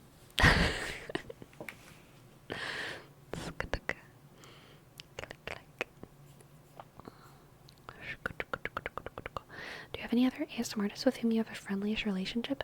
There's some ASMR artists who I've talked to in a friendly way.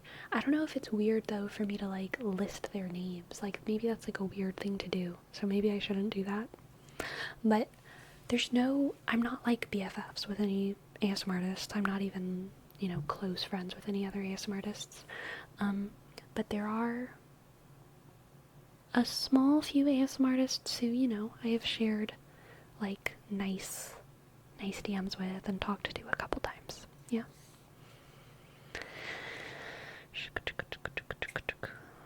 JD and Sanchobe. Exactly. Clickety click. I mean, there's definitely ASMR artists who I would say I have a positive public relationship with. People who I raid regularly. Sometimes, like, there's a little bit more of a conversation there. And it's like, a very great, comfortable, friendly public relationship. JD would be one of them, for sure.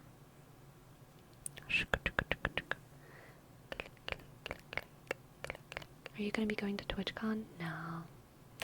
I got enough to do in the fall. Mega Road Trip where Sleepy collabs with an ASMR artist in every state. Are there any ASMR artists in Wyoming?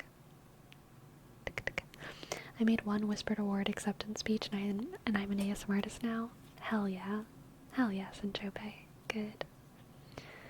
Do you often meet fans when you go out? No, never love to sleep. No.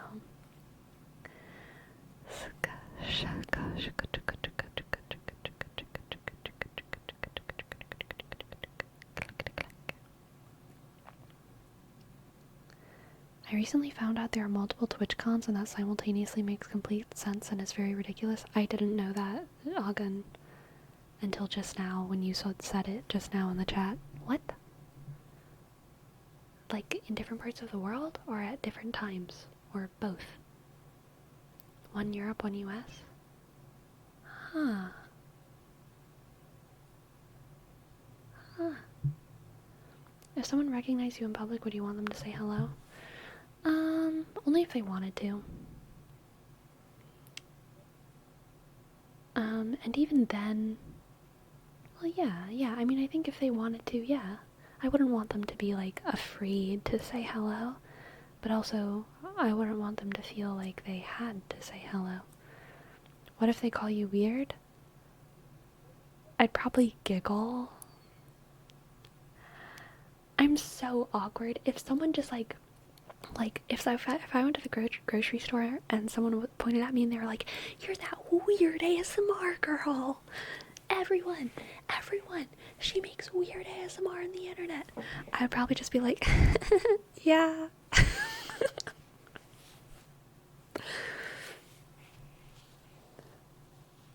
I don't know. I would just be like, "Whoopsie, yeah, haha."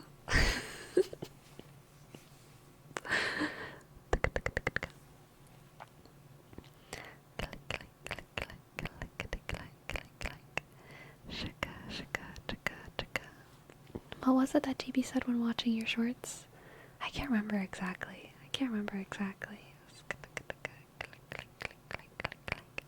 Okay, Sleepy, if I ever see you in real life, I'm definitely going to say, "You're that weird ASMR girl on the internet." Point and yell. Good. Honestly, I've actually rehearsed that now, because I just did it, so I kind of do have a script, which is very comforting for me. I know what to do. I will just say, "Hee hee, yeah, haha, lol."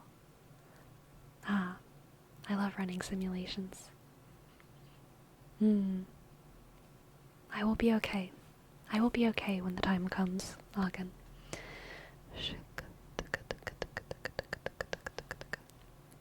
Just say tee-hee and leave. Yeah. Yep, that's me.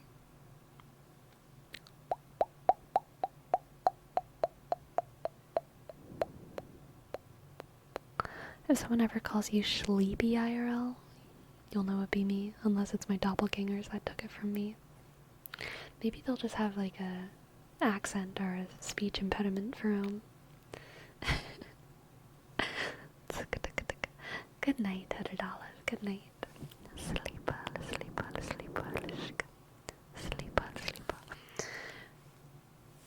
I am not against going to TwitchCon.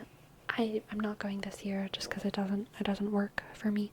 But there might be years in the future where I go. Are you familiar with It's Bunny? I am.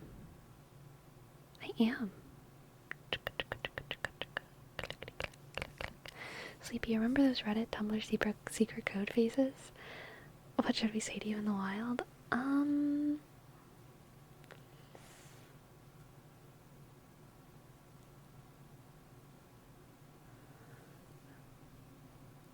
I don't know.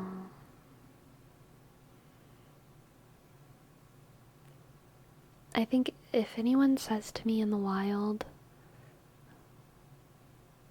"Wow, the weather's crazy today," I'll know they're one of my viewers. If anyone talks to me about the weather, I know it's one of you, okay?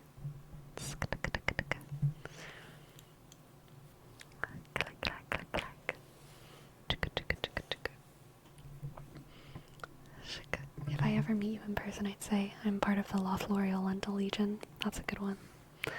Shika, shika, shika, shika. Oh my god, is it actually time to name the stream Agan? I didn't even know. I didn't even know. Time passed so fast tonight. It's that birthday clock. Oh my god, am I getting old? Is every hour gonna go as fast as these past 4 hours have gone now that I'm old? Oh my god. I'm changed. I'm changed.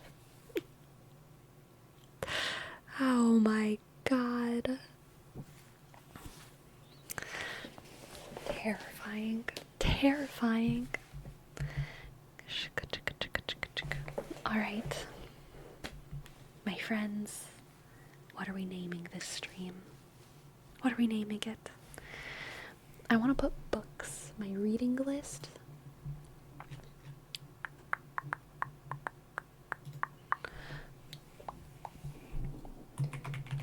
Reading list. Book list. Nikocado.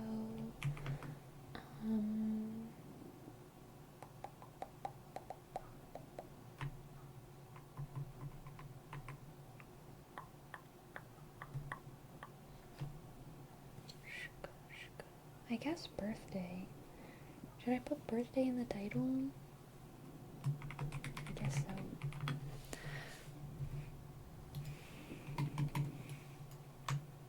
How's this?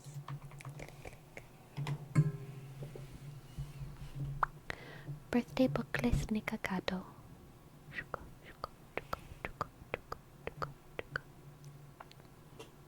Good. Y'all, I just looked at this number and it like broke my brain for a second. This is insane. Thank you so much. Thank you so much for... What is Nikocado? Oh, thank you. Thank you also for that. Nikocado.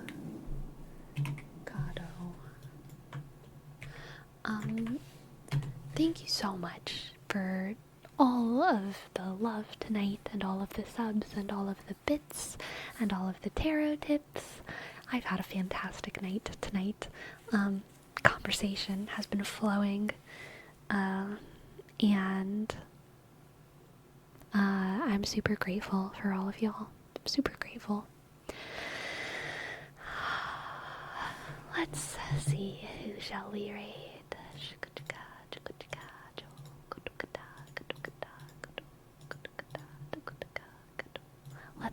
Let's go read Little Human Jade. Let's go right ahead.